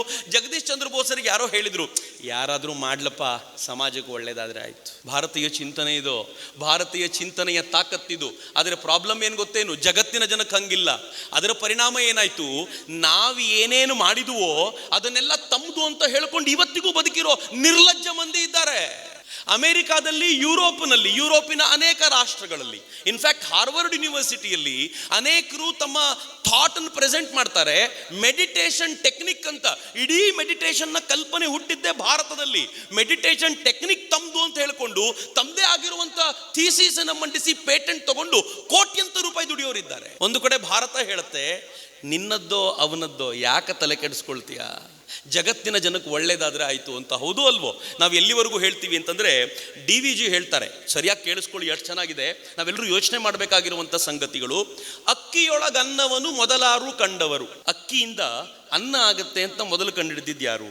ಅವನು ಕಂಡುಹಿಡಿದವನು ಏನಾದರೂ ತಂದೊಂದು ಥೀಸಿಸ್ ಬರೆದು ಯಾರ್ಯಾರು ಅನ್ನ ಮಾಡ್ತಿರೋ ನನಗೆಲ್ಲ ಪೇಟೆಂಟ್ ಕೊಡಬೇಕು ಅಂದಿದ್ದಿದ್ರೆ ಜಗತ್ತೆಲ್ಲ ಬರಬಾದಾಗಿರ್ತಿತ್ತು. ಇವತ್ತು ಅನ್ನ ಮಾಡಿದಾಗಲೆಲ್ಲ ಪೇಟೆಂಟ್ ತೆಗಿಡಬೇಕಿತ್ತಲ್ಲ ಅವನಿಗೆ. ಯಾವ ಪುಣ್ಯಾತ್ಮನೋ. ನಾನು ಮೊದಲನೇ ಬಾರಿಗೆ ಇದನ್ನು ಓದಿದಾಗ ಒಂದ್ಸಲ ನೆನಪಿಸ್ಕೊಂಡು ನಮಸ್ಕಾರ ಮಾಡಿದೆ, ಯಾವನಪ್ಪ ಪುಣ್ಯಾತ್ಮ ನೀನು, ಎಷ್ಟು ಈ ಯೋಚನೆ ಮಾಡಿರಲಿಲ್ಲ ಯಾವಾಗಲೂ ನಾನು ಅಂತ. ಎರಡನೇದು ಹೇಳ್ತಾರೆ, ಅಕ್ಕರದ ಬರಹಕ್ಕೆ ಮೊದಲಿಗನದಾರೋ. ಸುಂದರವಾಗಿರುವಂಥ ಬರಹ ಇಲ್ಲಿದೆ, ಸ್ವತ್ವ ಅನ್ನೋ ಪದ ಬಂತು. ಆ ಸುಂದರವಾಗಿರುವಂಥ ಬರಹ ಯಾರು ಫಸ್ಟ್ ಬರೆದಿದ್ದು ಗೊತ್ತಿದೆಯೇನು ಯಾರಿಗಾದ್ರು? ಲೆಕ್ಕವಿರಿಸಿಲ್ಲ ಜಗ ತನ್ನಾದಿ ಬಂಧುಗಳ, ದಕ್ಕುವುದೇ ಜಸ ನಿನಗೆ ಮಂಕುತಿಮ್ಮ. ತನ್ನ ಆದಿ ಬಂಧುಗಳನ್ನೇ ಜಗತ್ ಲೆಕ್ಕ ಇಟ್ಟಿಲ್ಲ, ನೀನು ಯಾವ ಕೋತ್ವಾಲ್ ನಾಯಕನೋ, ತಲೆ ಕೆಡ್ಸ್ಕೋಬೇಡ ಬಿಡು ಅಂತ ಭಾರತೀಯ ಚಿಂತನೆ ಹೇಳುತ್ತೆ. ಏನು ಚೆನ್ನಾಗಿದೆ ನೋಡಿ. ನಮ್ಮ ಚಿಂತನೆ ರೂಪುಗೊಂಡಿರುವಂಥ ರೀತಿ ಹೀಗೆ, ನಮ್ಮ ಚಿಂತನೆ ಬೆಳಕೊಂಡು ಬಂದಿರುವಂಥ ರೀತಿ ಇಂಥದ್ದು. ಈ ಕಾರಣಕ್ಕೋಸ್ಕರ ಭಾರತೀಯ ಚಿಂತನೆಗಳ ಅಡಿಯಲ್ಲಿ ಯಾವಾಗ ಭಾರತವನ್ನು ನಿರ್ಮಿಸ್ತೀವಲ್ಲ, ಮತ್ತು ಕೆಲವೊಂದ್ಸಲ ಏನಾಗುತ್ತೆ ಅಂತಂದರೆ ಭಾರತೀಯ ಚಿಂತನೆಗಳನ್ನು ದೂಷಿಸುವ ಕೆಳಮಟ್ಟದ್ದು ಅಂತ ಹೇಳುವಂಥ ಪ್ರಕ್ರಿಯೆ ನಡೆದಿದೆ. ನಾವು ಒಪ್ಕೊಂಡಿದ್ದೀವಿ ಅದಕ್ಕೆ. ಮತ್ತು ನಾನು ಇತ್ತೀಚೆಗೆ ಒಬ್ಬ ಸೈಂಟಿಸ್ಟನ್ನು ಭೇಟಿ ಮಾಡಿದ್ದೆ, ಡಾಕ್ಟರ್ ನರೇಂದ್ರ ಅಂತ. He was in US. ಅವ್ರದ್ದೊಂದು ಲವ್ ಫೇಲ್ಯೂರ್ ಆಯಿತು. ಲವ್ ಫೇಲ್ಯೂರ್ ಆದ ನಂತರ ಅವ್ರು ತಮ್ಮ ಏನೋ ಎಲ್ಲ ಎಕ್ಸ್ಪೆರಿಮೆಂಟ್ಸನ್ನೆಲ್ಲ ಬಿಟ್ಟು ಎಲ್ಲ ಮಾಡಿದ ನಂತರ ಇನ್ನಂಗೆ ಬೇಡವೇ ಬೇಡ, ನಾನು ವಾಪಸ್ ನಾನು ಇಂಡಿಯಾಕ್ಕೆ ಹೋಗ್ತೀನಿ ಅಂತ ಬಂದುಬಿಟ್ರು. ನಾನು ಬಂದಾಗ ಕೇಳಿದೆ, ಲವ್ ಫೇಲ್ಯೂರ್ ಆಗೋದಕ್ಕೆ ಇಷ್ಟು ಸೀರಿಯಸ್ ಆಗೋದ ಮಾರ್ರೆ ನೀವು? ನಮ್ಮ ಕಾಲೇಜ್ ಹುಡುಗರು ಎಷ್ಟು ಜನ ಏನೆಲ್ಲ ಆಗ್ತವೆ, ಮತ್ತು ನಾರ್ಮಲ್ ಬದುಕು ನಡೆಸ್ತಾರೆ, ನೀವು ಯಾಕೆ ಹಿಂಗಿದ್ದೀರಿ ಅಂತ. ಅವ್ರು ಏನಂದ್ರು ಗೊತ್ತಾ, ಚಕ್ರವರ್ತಿ ಇಂಡಿಯನ್ ರಕ್ತದಲ್ಲಿ ಪ್ರವಹಿಸುತ್ತೆ ಕಣೋ ಅಂತ. ನಾನು ಕೇಳಿದೆ ಅರ್ಥ ಆಗಲಿಲ್ಲ ಅಂತ. ಅವರಂದ್ರು, ನನಗೆ ಆ ಪ್ರೇಮ ಅನ್ನೋದಿದೆಯಲ್ಲ ಅದು ಅಬ್ಸಲ್ಯೂಟ್ ಲವ್. ಅದು ನನಗದು ಒಬ್ಬ ಹುಡುಗಿ ಜೊತೆಗೆ ಆಯಿತು, ಅವಳು ಚೆನ್ನಾಗೇ ಇದ್ಲು, ಆದರೆ ಅವಳಿಗೆ ಪ್ರೇಮ ಅಬ್ಸಲ್ಯೂಟ್ ಆಗಿರಲಿಲ್ಲ. ವೆಸ್ಟರ್ನ್ ಕಲ್ಚರು ನನಗೆ ಆಗ ಗೊತ್ತಾಯಿತು ನನ್ನ ಕಲ್ಚರ್ನ ಮಹತ್ವ ಏನು ಅಂತ. ಅದಕ್ಕೆ ವೆಸ್ಟರ್ನ್ ಬಿಟ್ಟು ಭಾರತಕ್ಕೆ ಬಂದೆ ಅಂತ. But that was not my topic. ನಾನು ನಿಮ್ಗೆ ಹೇಳಲಿಕ್ಕೆ ಹೊರಟಿದ್ದೇನು ಅಂತಂದರೆ, ಅವ್ರು ನಂಗೆ ಹೇಳಿದರು, 5 ಪೀಳಿಗೆಯಲ್ಲಿ ನೀವು ಒಂದು ಇಲಿಯ ಜೀನ್ ಚೇಂಜ್ ಮಾಡ್ಬೋದು. ಇಲಿಯ ಜೆನೆಟಿಕ್ ಆರ್ಡರ್ನ 5 ಪೀಳಿಗೆಯಲ್ಲಿ ಚೇಂಜ್ ಮಾಡ್ಬೋದು. ನಾನು ಕೇಳಿದೆ ಹೆಂಗೆ ಎಕ್ಸ್ಪೆರಿಮೆಂಟ್ ಮಾಡಿದಿರಿ? ಅವ್ರು ಹೇಳಿದ್ರು, ನಾವೊಂದು ಬೆಳಕೆ ಲೈಟ್ ಇಟ್ಟಿದ್ವಿ, ಆ ಲೈಟ್ನ ಎದುರುಗಡೆ ಒಂದು ಇದರ ಪರದೆ, ಜಾಲರಿ ಪರದೆ, ಅದಕ್ಕೆ ಕರೆಂಟ್ ಕೊಟ್ಟಿದ್ವಿ. ಲೈಟ್ ಆನ್ ಮಾಡಿದ ತಕ್ಷಣ ಇಲಿ ಆ ಕಡೆ ಓಡ್ಲಿಕ್ಕೆ ಪ್ರಯತ್ನ ಪಡ್ತಿತ್ತು, ಶಾಕ್ ಹೊಡಿತಿತ್ತು ಅದಕ್ಕೆ ಅಂತ. ಮೊದಲನೇ ಇಲಿ ಶಾಕ್ ಹೊಡೆಸ್ಕೊಳ್ತಿತ್ತು ಪ್ರತಿ ಬಾರಿ. ಅದ್ರ ಮರಿ ಇಲಿ ಬಂತಲ್ಲ, ಅದು ಹಾಗೆ ಹೊಡೆಸ್ಕೊಳ್ತಂತೆ. 3ನೇ ಪೀಳಿಗೆ ಅದು ಹಾಗೆ ಹೊಡೆಸ್ಕೊಳ್ತಂತೆ. 4ನೇ ಪೀಳಿಗೆ ಹೊಡೆಸ್ಕೊಳ್ತಂತೆ. 5ನೇ ಪೀಳಿಗೆ ಲೈಟ್ ನೋಡಿದ್ರು ಅಲ್ಲಿಗೆ ಹೋಗ್ತಾನೆ ಇರಲಿಲ್ಲ ಅಂತ. ಅವ್ರು ಹೇಳ್ತಾರೆ, 5ನೇ ಪೀಳಿಗೆಗೆ ಜೀನ್ ಚೇಂಜ್ ಆಗಿತ್ತು, ನಾನು ಅಲ್ಲಿಗೆ ಹೋಗಬಾರ್ದು ಅಂತ ಗೊತ್ತಾಗಿತ್ತು ಅಂತ. ಈಗ ಯೋಚನೆ ಮಾಡಿ, ಕನಿಷ್ಠ ಪಕ್ಷ 200 ವರ್ಷಗಳ ಕಾಲ ಬ್ರಿಟಿಷರು, ಕನಿಷ್ಠ ಪಕ್ಷ 1000 ವರ್ಷಗಳ ಕಾಲ ಮುಸಲ್ಮಾನರು ಈ ದೇಶವನ್ನು ರೂಲ್ ಮಾಡಿದ್ರು. ನಮ್ಮ ಜೆನೆಟಿಕ್ ಚೇಂಜಸ್ ಹೆಂಗೆ ಬಂದಿರಬೇಕು ಅಂತ ಇಮ್ಯಾಜಿನ್ ಮಾಡಿ. ಇಷ್ಟು ದೂರ ಬರಲಿಕ್ಕೆ ರೀಸನ್ ಇದೆ. ನಾವು ಇಷ್ಟು ದೂರ ಹೋಗ್ಲಿಕ್ಕೆ ಒಂದು ಕಾರಣ ಏನು ಅಂತಂದರೆ, ನಿರಂತರವಾಗಿ ನಮಗೆ ಇದು ತಪ್ಪು ಅಂತ ಹೇಳಲಿಕ್ಕೆ ಪ್ರಯತ್ನ ಪಟ್ಟರು. ನಾನು ಸುಮ್ಮನೆ ಹೇಳೋದು, 4 ಆಶ್ರಮಗಳಿವೆ ಭಾರತೀಯ ಚಿಂತನೆಯ ಪ್ರಕಾರ. ಸ್ವತ್ವದ ಚಿಂತನೆ ನಾನು ಕೊಡ್ತಿದ್ದೀನಿ ನಿಮಗೆ. ಬ್ರಹ್ಮಚರ್ಯ, ಗೃಹಸ್ಥ, ವಾನಪ್ರಸ್ಥ, ಸನ್ಯಾಸ. ಏನು ಮೂರ್ಖತನ ರೀ, ಹಂಗಿರ್ಲಿಕ್ಕಾಗತ್ತೇನ್ರಿ ಅಂತಾರೆ. ಬ್ರಹ್ಮಚರ್ಯ ಅಂದರೆ ಏನು ಗೊತ್ತಾ? ಅಧ್ಯಯನದ ಕಾಲ. 25 ವರ್ಷಗಳ ಕಾಲ ಅಧ್ಯಯನ ಮಾಡಬೇಕು. 25 ಆದಮೇಲೆ ಮದುವೆ ಆಗಬೇಕು, ಮತ್ತು 25 ವರ್ಷ, 50 ವರ್ಷ ಆಗ್ಬಿಡತ್ತೆ, ರಿಟೈರ್ ಆಗಬೇಕು. 75 ವರ್ಷಕ್ಕೆ ಸನ್ಯಾಸ ತಗೋಬೇಕು, ಮೊಮ್ಮಕ್ಕಳು ಬರ್ತಾರೆ, ಪಾಠ ಮಾಡ್ಕೊಂಡು ಹಾಯಾಗಿರ್ಬೇಕು. ಹಿಂಗೆ ಅದನ್ನು ಹಂಗೆ ಹೇಳಿದರೆ ನಮಗದು ಅಸಹ್ಯ ಅನಿಸುತ್ತೆ. ಇವತ್ತು ಏನು ಮಾಡ್ತೀರಪ್ಪ? 25 ವರ್ಷ ಓದ್ತಿರೋ ಇಲ್ವೋ? ಮೊದಲ 22 ವರ್ಷ ಓದ್ತಿರೋ ಇಲ್ವೋ? ಏನು ಚೆನ್ನಾಗಿ ಸರ್ಕಾರವೇ ನಿಯಮ ಮಾಡ್ತು, ಗಂಡು ಹುಡುಗ 21ರವರೆಗೂ ಮದುವೆ ಆಗಲೇಬಾರ್ದು, ಅಂದರೆ ಬ್ರಹ್ಮಚರ್ಯ ಮಾಡಬೇಕು. ಏನು ಚೆನ್ನಾಗಿದೆ ಅಂದರೆ, ನಮ್ಮ ಬ್ರಹ್ಮಚರ್ಯವನ್ನು ನೀವು ಮಾಡ್ಕೋತೀರಿ, ರೂಲ್ ಮಾತ್ರ ತಂದ್ರಿ, ಬ್ರಹ್ಮಚರ್ಯ ಆದ ನಂತರವೇ ಮದುವೆ ಆಗಬೇಕು ಅಂತ. ಗೃಹಸ್ಥ ಧರ್ಮ ಹೆಂಗಿರಬೇಕು ಅಂತ ಸಿದ್ಧಾಂತ ನಮ್ಮದೇ, ವಿಚಾರ ಭಾರತೀಯತೆಯದ್ದೇ. ಆದರೆ ನೀವು ಕೊಟ್ಟಿರುವಂಥ ಹೆಸರು ಬೇರೆ ಅಷ್ಟೇ. ರಿಟೈರ್ ಆಗಬೇಕು ಅಂದ್ರಿ, ನಾವು 50 ಅಂದ್ವಿ, ನೀವು 58 ಅಂದ್ರಿ. ಭಾಳ ಡಿಫ್ರೆನ್ಸ್ ಏನು ಮಾಡಲಿಲ್ಲ. ನೀವು ಒಂದು 8 ವರ್ಷಗಳ ಕಾಲ ಆ ಕಡೆ ಈ ಕಡೆ ಮಾಡಿದ್ರಿ. ಸನ್ಯಾಸತ್ವ, ಹೌದು, ಮಕ್ಕಳಿಗೆ 21ಕ್ಕೆ ಮದುವೆ ಆದರೆ ಅವ್ನು ಸನ್ಯಾಸತ್ವದ ಯಾವ ರೀತಿಗೆ ಬರ್ತಾನೋ ಆ ಟೈಮಲ್ಲಿ ಪಾಠಕ್ಕೆ ಸಿಗ್ತಾನೆ. ವ್ಯವಸ್ಥೆ ಏನಿದೆಯಲ್ಲ ಅದು ಭಾರತೀಯತೆಯದ್ದೇ. ಅರ್ಥ ಮಾಡ್ಕೊಳ್ಳೋದ್ರಲ್ಲಿ ಸೋತ್ವಿ ಅಷ್ಟೇ. ನಾವು ಪುರುಷಾರ್ಥಗಳು ಅಂತ ಹೇಳಿದ್ವಿ, ಧರ್ಮ, ಅರ್ಥ, ಕಾಮ, ಮೋಕ್ಷ 4. ನೆನ್ಪಿಟ್ಕೊಳ್ಳಿ, ಎಷ್ಟು ಚೆನ್ನಾಗಿದೆ. ಈ ಪದಗಳನ್ನಾದರೂ ಒಂದ್ಸಲ ತಲೆಯಲ್ಲಿ ಇಟ್ಕೊಳ್ಳಿ, ಯಾವತ್ತಾದರೂ ಬಳಕೆಗೆ ಬರುತ್ತೆ. ಎಷ್ಟು ಚೆನ್ನಾಗಿದೆ ಅಂತಂದರೆ, ಅರ್ಥ ಅಂದರೆ ದುಡ್ಡು, ಕಾಮ ಅಂದರೆ ಇಚ್ಛೆಗಳು, ವಾಸನೆಗಳು. ಅರ್ಥ ಮತ್ತು ಕಾಮ, ಇದಕ್ಕಿಂತಲೂ ಮುಂಚೆ ಧರ್ಮ. ಯಾವ ಆಧಾರದಲ್ಲಿ ದುಡ್ಡನ್ನು ಗಳಿಸಬೇಕು ಅಂದರೆ ಲೂಟಿ ಹೊಡೆದಲ್ಲಪ್ಪ, ಧರ್ಮ ಬೇಸಾಗಿಟ್ಕೊಂಡು ಅದರ ಮೇಲೆ ದುಡ್ಡು ಗಳಿಸು, ಧರ್ಮದ ಆಧಾರದ ಮೇಲೆ ಇಚ್ಛೆಗಳನ್ನು ಪೂರೈಸಿಕೋ. ಹಿಂಗೆ ಮಾಡಿದರೆ ನೀನು ಪರಮ ಪದವನ್ನು ಪಡ್ಕೊಳ್ತೀಯ, ಮೋಕ್ಷದ ಮಾರ್ಗದಲ್ಲಿ ಇರ್ತೀಯ ಅಂತ ಸ್ಪಷ್ಟವಾಗಿ ಭಾರತ ಹೇಳ್ತು. ಇದು ಬೇಡ ಅಂತೀರೇನು? ಅಧರ್ಮ ಮಾರ್ಗದಲ್ಲಿ ದುಡ್ಡು ಮಾಡಬೇಕು ಅಂತ ಹೇಳ್ತೀರೇನು? ನನಗೆ ಯಾರೋ ಒಂದ್ಸಲ ಬಂದು ಹೇಳಿದರು, ಚಕ್ರವರ್ತಿಯವರೇ ಏನೇ ಹೇಳಿ ರಾಜಕೀಯದಲ್ಲಿ ಧರ್ಮ ಇರಬಾರ್ದು ಅಂತ.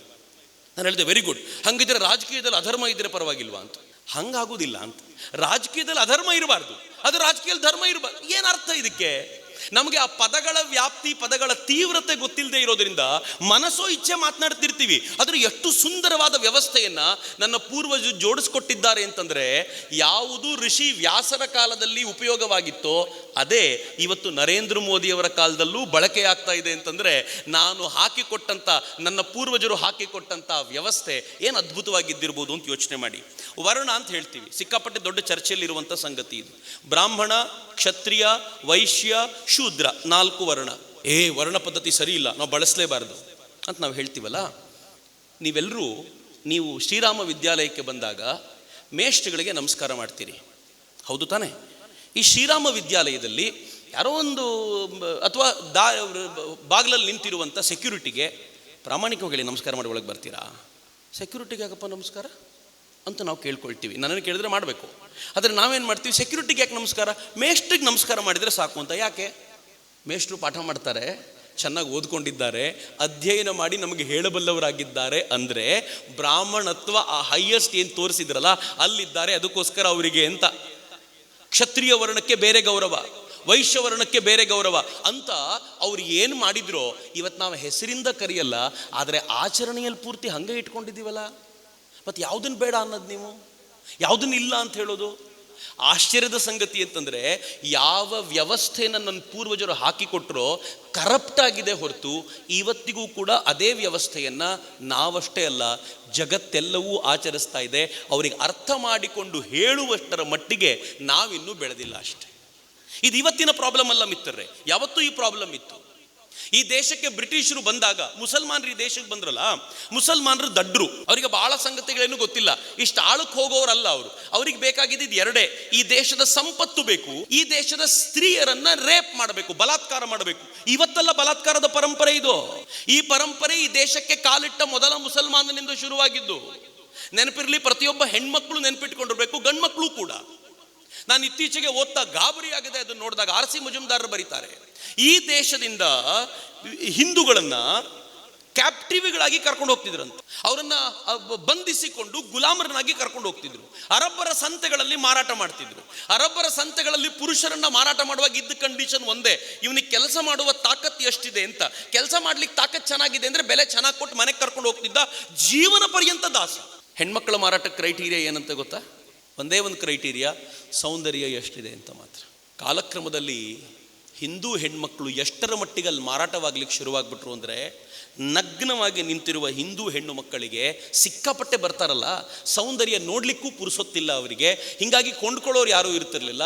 ಕೊನೆಗೆ 2 ದಿನಾರಿಗೆ ಈ ಹೆಣ್ಣನ್ನು ಮಾರಾಟ ಮಾಡ್ತೀನಿ, ಯಾರಾದರೂ ಕೊಂಡ್ಕೊಳ್ತೀರಾ ಅಂತ ಇಲ್ಲಿಂದ ಹೊತ್ಕೊಂಡು ಹೋದವನು ಸಂತೆಗಳಲ್ಲಿ ಮಾರಾಟ ಮಾಡ್ತಿದ್ದಂತೆ. ದುರದೃಷ್ಟಕರವಾದ ಸಂಗತಿ. ಅವ್ರಿಗೆ ಗೊತ್ತಿದ್ದಿದ್ದು ಅಷ್ಟೇ, ನಮಗೊಂದಷ್ಟು ಮಂದಿರಗಳನ್ನು ಉರುಳಿಸ್ಬೇಕು, ಸ್ವಲ್ಪ ಸಂಪತ್ತನ್ನು ಗಳಿಸ್ಕೊಳ್ಬೇಕು, ಒಂದಷ್ಟು ಹೆಣ್ಣು ಮಕ್ಕಳನ್ನು ಬಲಾತ್ಕಾರಗೊಳಿಸ್ಬೇಕು. ಆದರೆ ಬ್ರಿಟಿಷರು ಅಲ್ಲಿಗೆ ನಿಲ್ಲಿಲ್ಲ. ಬ್ರಿಟಿಷರು ಎಲ್ಲಿಗೆ ಹೋದರು ಅಂತಂದರೆ, ಈ ದೇಶದ ಸ್ವತ್ವವನ್ನು ನಾಶ ಮಾಡಬೇಕು ಅಂತ. ಯಾವುದರ ಆಧಾರದ ಮೇಲೆ ಈ ದೇಶ ಕಟ್ಟಲ್ಪಟ್ಟಿದೆಯೋ ಅದನ್ನೇ ತುಂಡರಿಸಿಬಿಟ್ರೆ ಈ ದೇಶದ ಜನ ಸದಾ ನಮ್ಮ ಗುಲಾಮರಾಗಿರ್ತಾರೆ ಅಂತ ಸತತ 200 ವರ್ಷಗಳ ಕಾಲ, if you can ask me, ಬಹುಶಃ 300 ವರ್ಷಗಳ ಕಾಲ ನಿರಂತರವಾಗಿ ಭಾರತದ ಮೇಲೆ ಆಕ್ರಮಣ ಮಾಡಿ ಮನುಸ್ಮೃತಿಯನ್ನು ಮುನ್ನೆಲೆಗೆ ತಂದು ಇದು ಭಾರತೀಯರ ಪರಂಪರೆ ಅಂತ ತೋರಿಸಿಕೊಟ್ಟವರು ಅವರು. ಜಾತೀಯತೆಯನ್ನ ಎತ್ತರಕ್ಕೆ ಹಿಡಿದು ಈ ದೇಶ ಜಾತೀಯತೆಯಲ್ಲಿ ಬಡದಾಡ್ತಿತ್ತು ಅಂತ ಹೇಳಿದವರು ಅವರು. ಈ ಕಾರಣಕ್ಕೆ ನಾವು ನಮ್ಮದೇ ಗೊಂದಲದಲ್ಲಿ ಎಷ್ಟು ಸಿಕ್ಕಾಕೊಂಡ್ಬಿಟ್ವಿ ಅಂತಂದರೆ, ಭಾರತೀಯತೆಯನ್ನು ಅಧ್ಯಯನ ಮಾಡಲಿಕ್ಕೆ ಪುರುಸೊತ್ತು ಇರಲಿಲ್ಲ, ಆಚರಣೆಗೆ ಅವಕಾಶವೂ ಇರಲಿಲ್ಲ. ನಮ್ಮನ್ನು ಉಳಿಸ್ಕೊಂಡ್ರೆ ಸಾಕಾಗಿತ್ತು ಅನ್ನುವಂಥ ಸ್ಥಿತಿಗೆ ಬಂದಿದ್ವಿ. ಆಗ ಭಾರತೀಯತೆಯನ್ನು, ಹಿಂದೂ ಧರ್ಮವನ್ನು ಮತ್ತೊಮ್ಮೆ ಜಗತ್ತಿಗೆ ತೋರಿಸ್ಕೊಡ್ಲಿಕ್ಕೆ ಯಾರಾದರೂ ಬೇಕಾಗಿತ್ತು. ಸರಿಯಾದ ಸಂದರ್ಭಕ್ಕೆ ಬಂದ ನಮ್ಮ ಕಾಲದ ಋಷಿ ಅಂತ ಯಾರಾದರೂ ಇದ್ದರೆ ನಿಸ್ಸಂಶಯವಾಗಿ ಸ್ವಾಮಿ ವಿವೇಕಾನಂದರು. ನಾನು ನಮ್ಮ ಕಾಲದ ಋಷಿ ಅನ್ನೋ ಪದವನ್ನು ಬಳಸಲಿಕ್ಕೆ ಇಚ್ಛೆ ಪಡ್ತೀನಿ, ಯಾಕಂದರೆ ಬದುಕು ಹಂಗಿತ್ತು ಅವರದ್ದು. ಅಮೆರಿಕಾದ ವೇದಿಕೆ ಮೇಲೆ ಅವ್ರು ಹೋಗಿ ನಿಲ್ಲುವಾಗ, ಅಮೆರಿಕಾದ ವೇದಿಕೆ ಮೇಲೆ ಭಾಷಣ ಮಾಡ್ತಾರಲ್ಲ, ಮೊದಲನೇ ಭಾಷಣ ಅವ್ರದ್ದು ನಡೆದಾಗ ಅವ್ರಿಗೆ ಸಿಕ್ಕ ಅವಕಾಶ ಭಾಳ ಏನಿರಲಿಲ್ಲ, 3.5 ನಿಮಿಷದ ಭಾಷಣ ಅಷ್ಟೇ.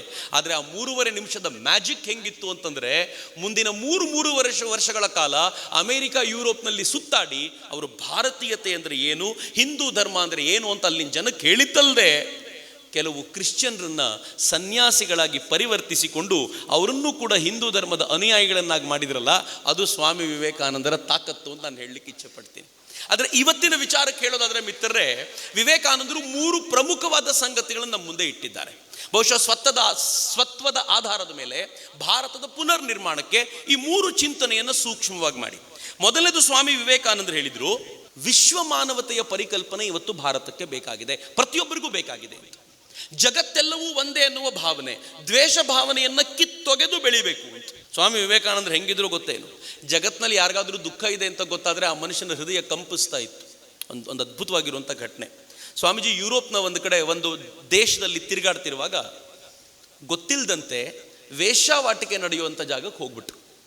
ಅವರು ಮತ್ತು ಅವ್ರ ಸೇವಕರು ಕೆಲವರು, ಅಂದರೆ ಸಹಯೋಗಿಗಳು, ಸಹಪಾಠಿಗಳು ಅಥವಾ ಜೊತೆಗಾರರು ಕೆಲವರು ಇದ್ದರು. ಸ್ವಾಮೀಜಿ ಅವ್ರ ಜೊತೆ ಹೋಗ್ತಾ ಇದ್ದಾಗ ಅಲ್ಲಿದ್ದವರು ಬೆಂಚ್ ಮೇಲೆ ಕೂತಿದ್ದಂಥ ಒಂದು 3 ಜನ ಹೆಣ್ಮಕ್ಳು ಅಟ್ರಾಕ್ಟ್ ಮಾಡಲಿಕ್ಕೆ ವಿವೇಕಾನಂದರನ್ನು ಕರೀಲಿಕ್ಕೆ ಶುರು ಮಾಡಿತು. ಬೆಲೆವೆಣ್ಣುಗಳು ಒಬ್ಬ ಸುಂದರವಾಗಿರುವಂಥ ಸ್ಫುರದ್ರೂಪಿ 30-31ರ ತರುಣನನ್ನು ಹೇಗೆ ಆಸೆಯ ಕಂಗಳಿಂದ ನೋಡ್ತಾ ಕರಿಬೋದೋ ಹಾಗೆ ಕರೀಲಿಕ್ಕೆ ಶುರು ಮಾಡಿತು. ಉಳಿದವ್ರಿಗೆ ಗೊತ್ತಾಯ್ತು, ಈ ಅದ್ಭುತವಾಗಿರುವಂಥ ಜೀವವನ್ನು ಎಂಥ ಜಾಗಕ್ಕೆ ಕರ್ಕೊಂಬಂದ್ಬಿಟ್ವಿ ನಾವು, ಎಂಥ ಅನ್ಯಾಯ ಆಗೋಯ್ತು ಅಂತ ವಿವೇಕಾನಂದರ ಕೈ ಹಿಡ್ಕೊಂಡು ಎಳ್ಕೊಂಡು ಹೋಗ್ಲಿಕ್ಕೆ ಶುರು ಮಾಡಿದರು, ಬನ್ನಿ ಅಂತ. ಸ್ವಾಮೀಜಿಗೆ ಗೊತ್ತಾಗಲಿಲ್ಲ. ಆದರೆ ಅವ್ರು ಕರಿತಾ ಇದ್ದದ್ದು ನೋಡಿದ್ರು. ಆ ಕಡೆ ತಿರುಗಿ ನೋಡಿ ಒಂದು ಕ್ಷಣ ಅರ್ಥ ಆಯಿತು ಅವರಿಗೆ, ಏನು ನಡೀತಾ ಇದೆ ಇಲ್ಲಿ ಅಂತ. ಏನು ಮಾಡಿದ ಗೊತ್ತಾ ಪುಣ್ಯಾತ್ಮ, ಅಲ್ಲಿಗೆ ಹೋಗಿ ಆ ಬೆಂಚಿನ ಮುಂದೆ ಕೂತ್ಕೊಂಡು ಅವ್ರ ಕಣ್ಣಿಂದ ಧಾರಾಕಾರವಾಗಿ ನೀರು ಸುರಿತು. ಏನು ಕೇಳಿದ್ರು ಗೊತ್ತಾ, ಅಮ್ಮ ಜಗನ್ಮಾತೆ, ಯಾಕೆ ಈ ತಾಯಂದರಿಗೆ ಇಂಥ ಶಿಕ್ಷೆ ಕೊಟ್ಟಿದ್ಯಾ ಅಂತ ಕೇಳಿದರು ಸ್ವಾಮಿ ವಿವೇಕಾನಂದ. ಅವ್ರಂಗೆ ಕೇಳ್ತಾ ಇದ್ದಂತೆ ಅವರಿಗೆ ಅರ್ಥ ಆಯ್ತಲ್ಲ, ಆ ಕಡೆ ಕೂತಿದ್ದ ಹೆಣ್ಮಕ್ಕಳಿಗೆ ತಮ್ಮ ಮುಖವನ್ನು ಮುಚ್ಕೊಂಡ್ರು.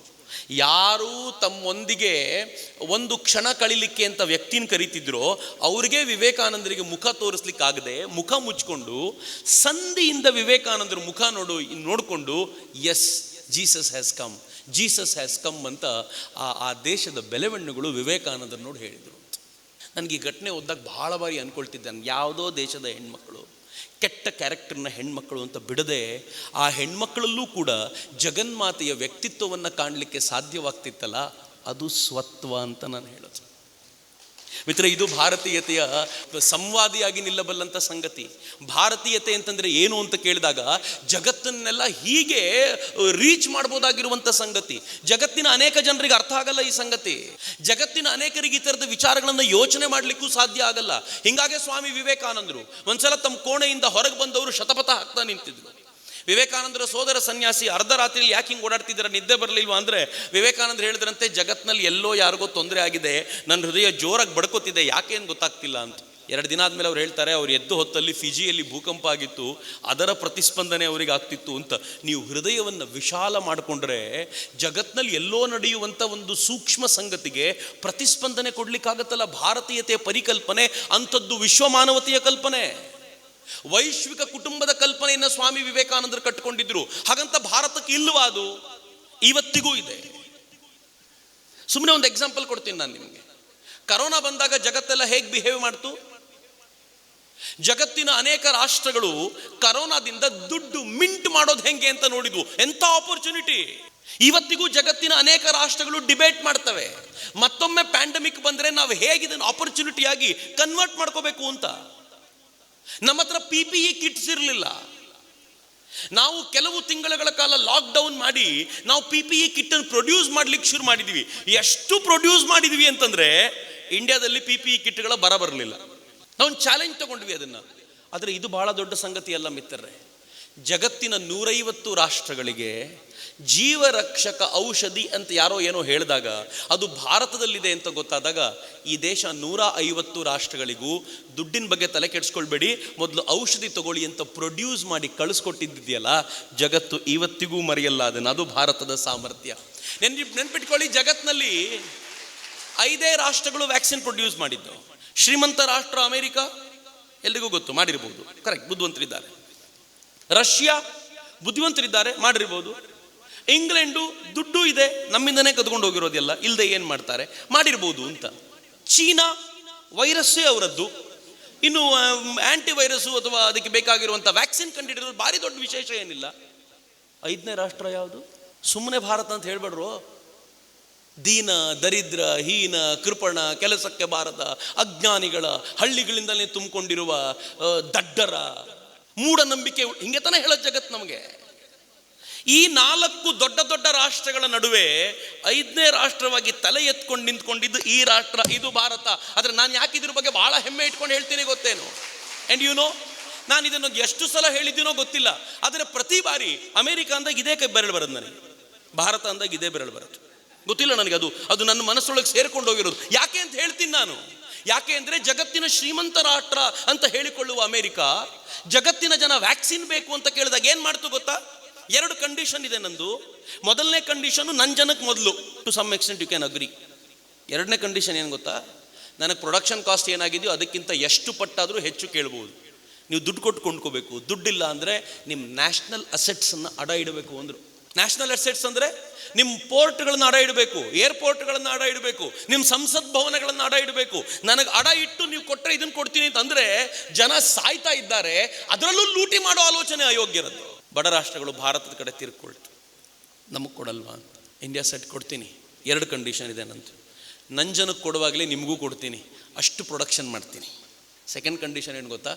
ಪ್ರೊಡಕ್ಷನ್ ಕಾಸ್ಟ್ ಎಷ್ಟಾಗಿದೆಯೋ ಅಷ್ಟಕ್ಕೆ ಕೊಡ್ತೀನಿ, ₹1 ನನಗೆ ಇದರಲ್ಲಿ ಎಕ್ಸ್ಟ್ರಾ ಬೇಕಾಗಿಲ್ಲ, ಎಲ್ಲರೂ ಚೆನ್ನಾಗಿದ್ರೆ ಆಯಿತು ಅಂತ. ಸ್ವಲ್ಪ ಬೇಗ ಚಪ್ಪಾಳೆ ಹೊಡೆದ್ರೆ ನೀವು. ಬಡ ರಾಷ್ಟ್ರಗಳು ಏನಂದ್ವು ಗೊತ್ತಾ? ಅಷ್ಟು ದುಡ್ಡಿಲ್ಲ ನಮ್ಮ ಹತ್ರ ಅಂತ. ಭಾರತ ಹೇಳ್ತು, ಫ್ರೀಯಾಗಿ ಕೊಡ್ತೀವಿ, ಸದ್ಯಕ್ಕೆ ಬಳಸ್ಕೊಳ್ಳಿ, ಯಾವಾಗ ಆಗುತ್ತೋ ಹಾಕ್ಕೊಡಿ ಅಂತ. ನಾವು ಮಾತ್ರ ಹೇಳಿದಿರಿ, ಯಾರೂ ಹೇಳಿಲ್ಲ ರೀ.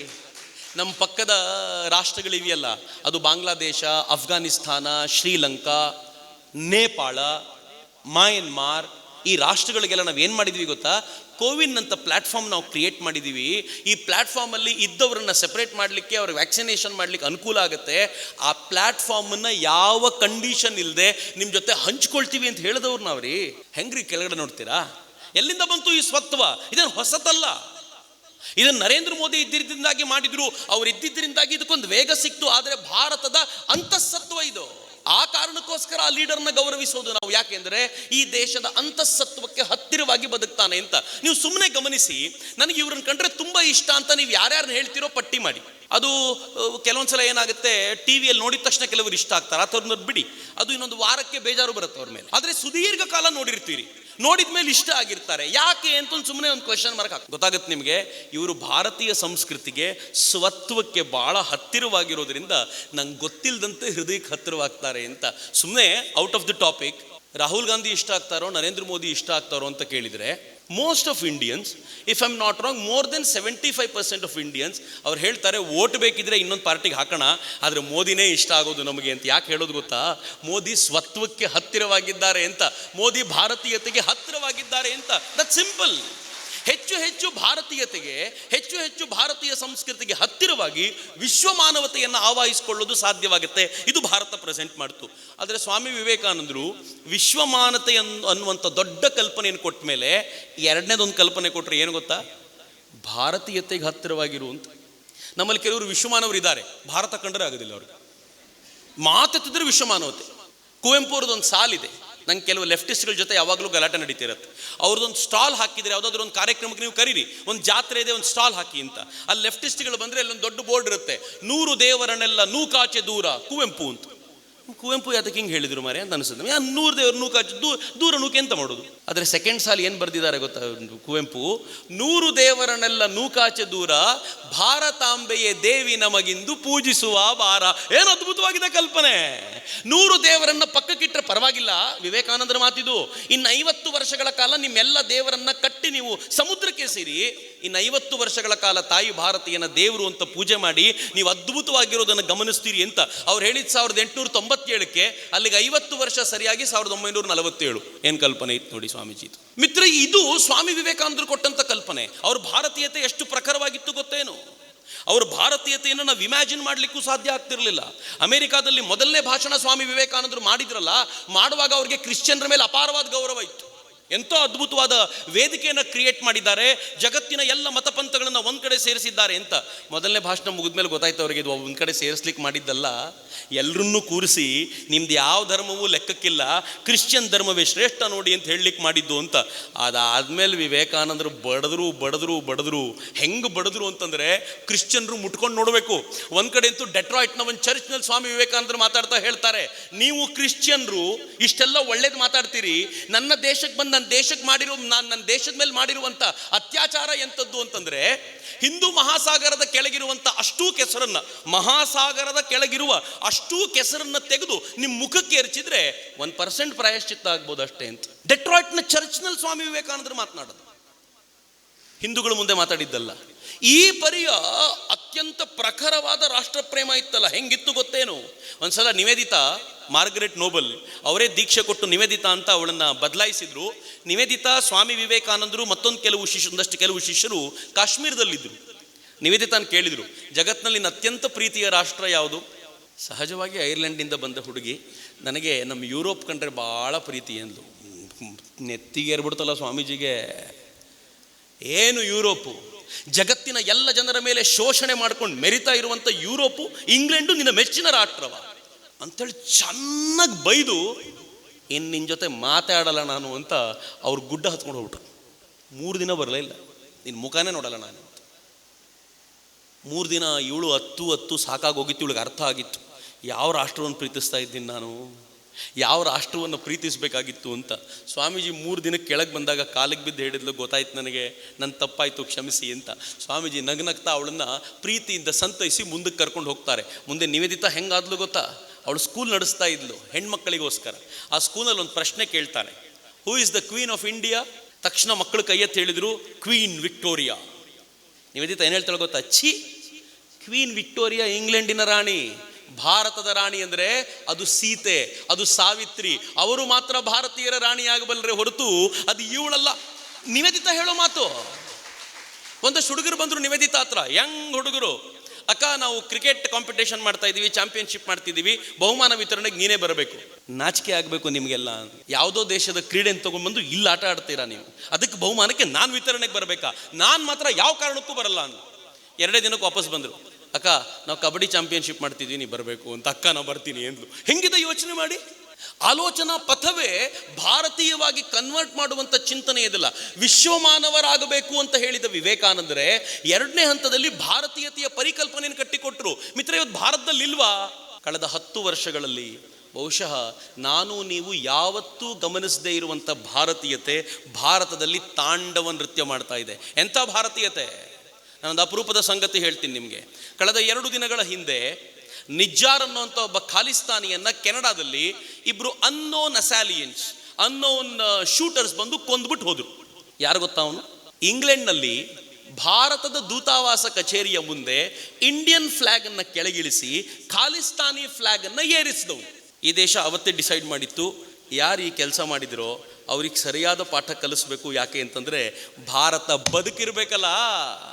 ನನ್ನ ಫ್ಲಾಗ್ಗೆ ಅವಮಾನ ಆಗೋದು, ಈ ರಾಷ್ಟ್ರದ ಒಂದು ಧ್ವಜಕ್ಕೆ ಅವಮಾನ ಆಗೋದು, ಅದು ದೇಶಕ್ಕೆ ಅವಮಾನ ಆದಂತೆ, ನನಗೆ ಅವಮಾನ ಆದಂತೆ ಅಂತ ಭಾವಿಸಿಕೊಂಡು ಅದಕ್ಕೊಂದು ಪ್ರತೀಕಾರ ತೆಗೆದುಕೊಳ್ಳೋದಿದೆಯಲ್ಲ, ಹೊಸ ಭಾರತ ರೀ ಇದು. ಒಬ್ಬ ಖಾಲಿಸ್ತಾನಿ ಪಾಕಿಸ್ತಾನದಲ್ಲಿ ಬೆಳಗ್ಗೆ ವಾಕಿಂಗ್ ಮಾಡಬೇಕಾದಾಗ ಅವನನ್ನಿಬ್ರು ಹೋಗಿ ಗುಂಡಿಟ್ಕೊಂಡು ಬರ್ತಾರೆ.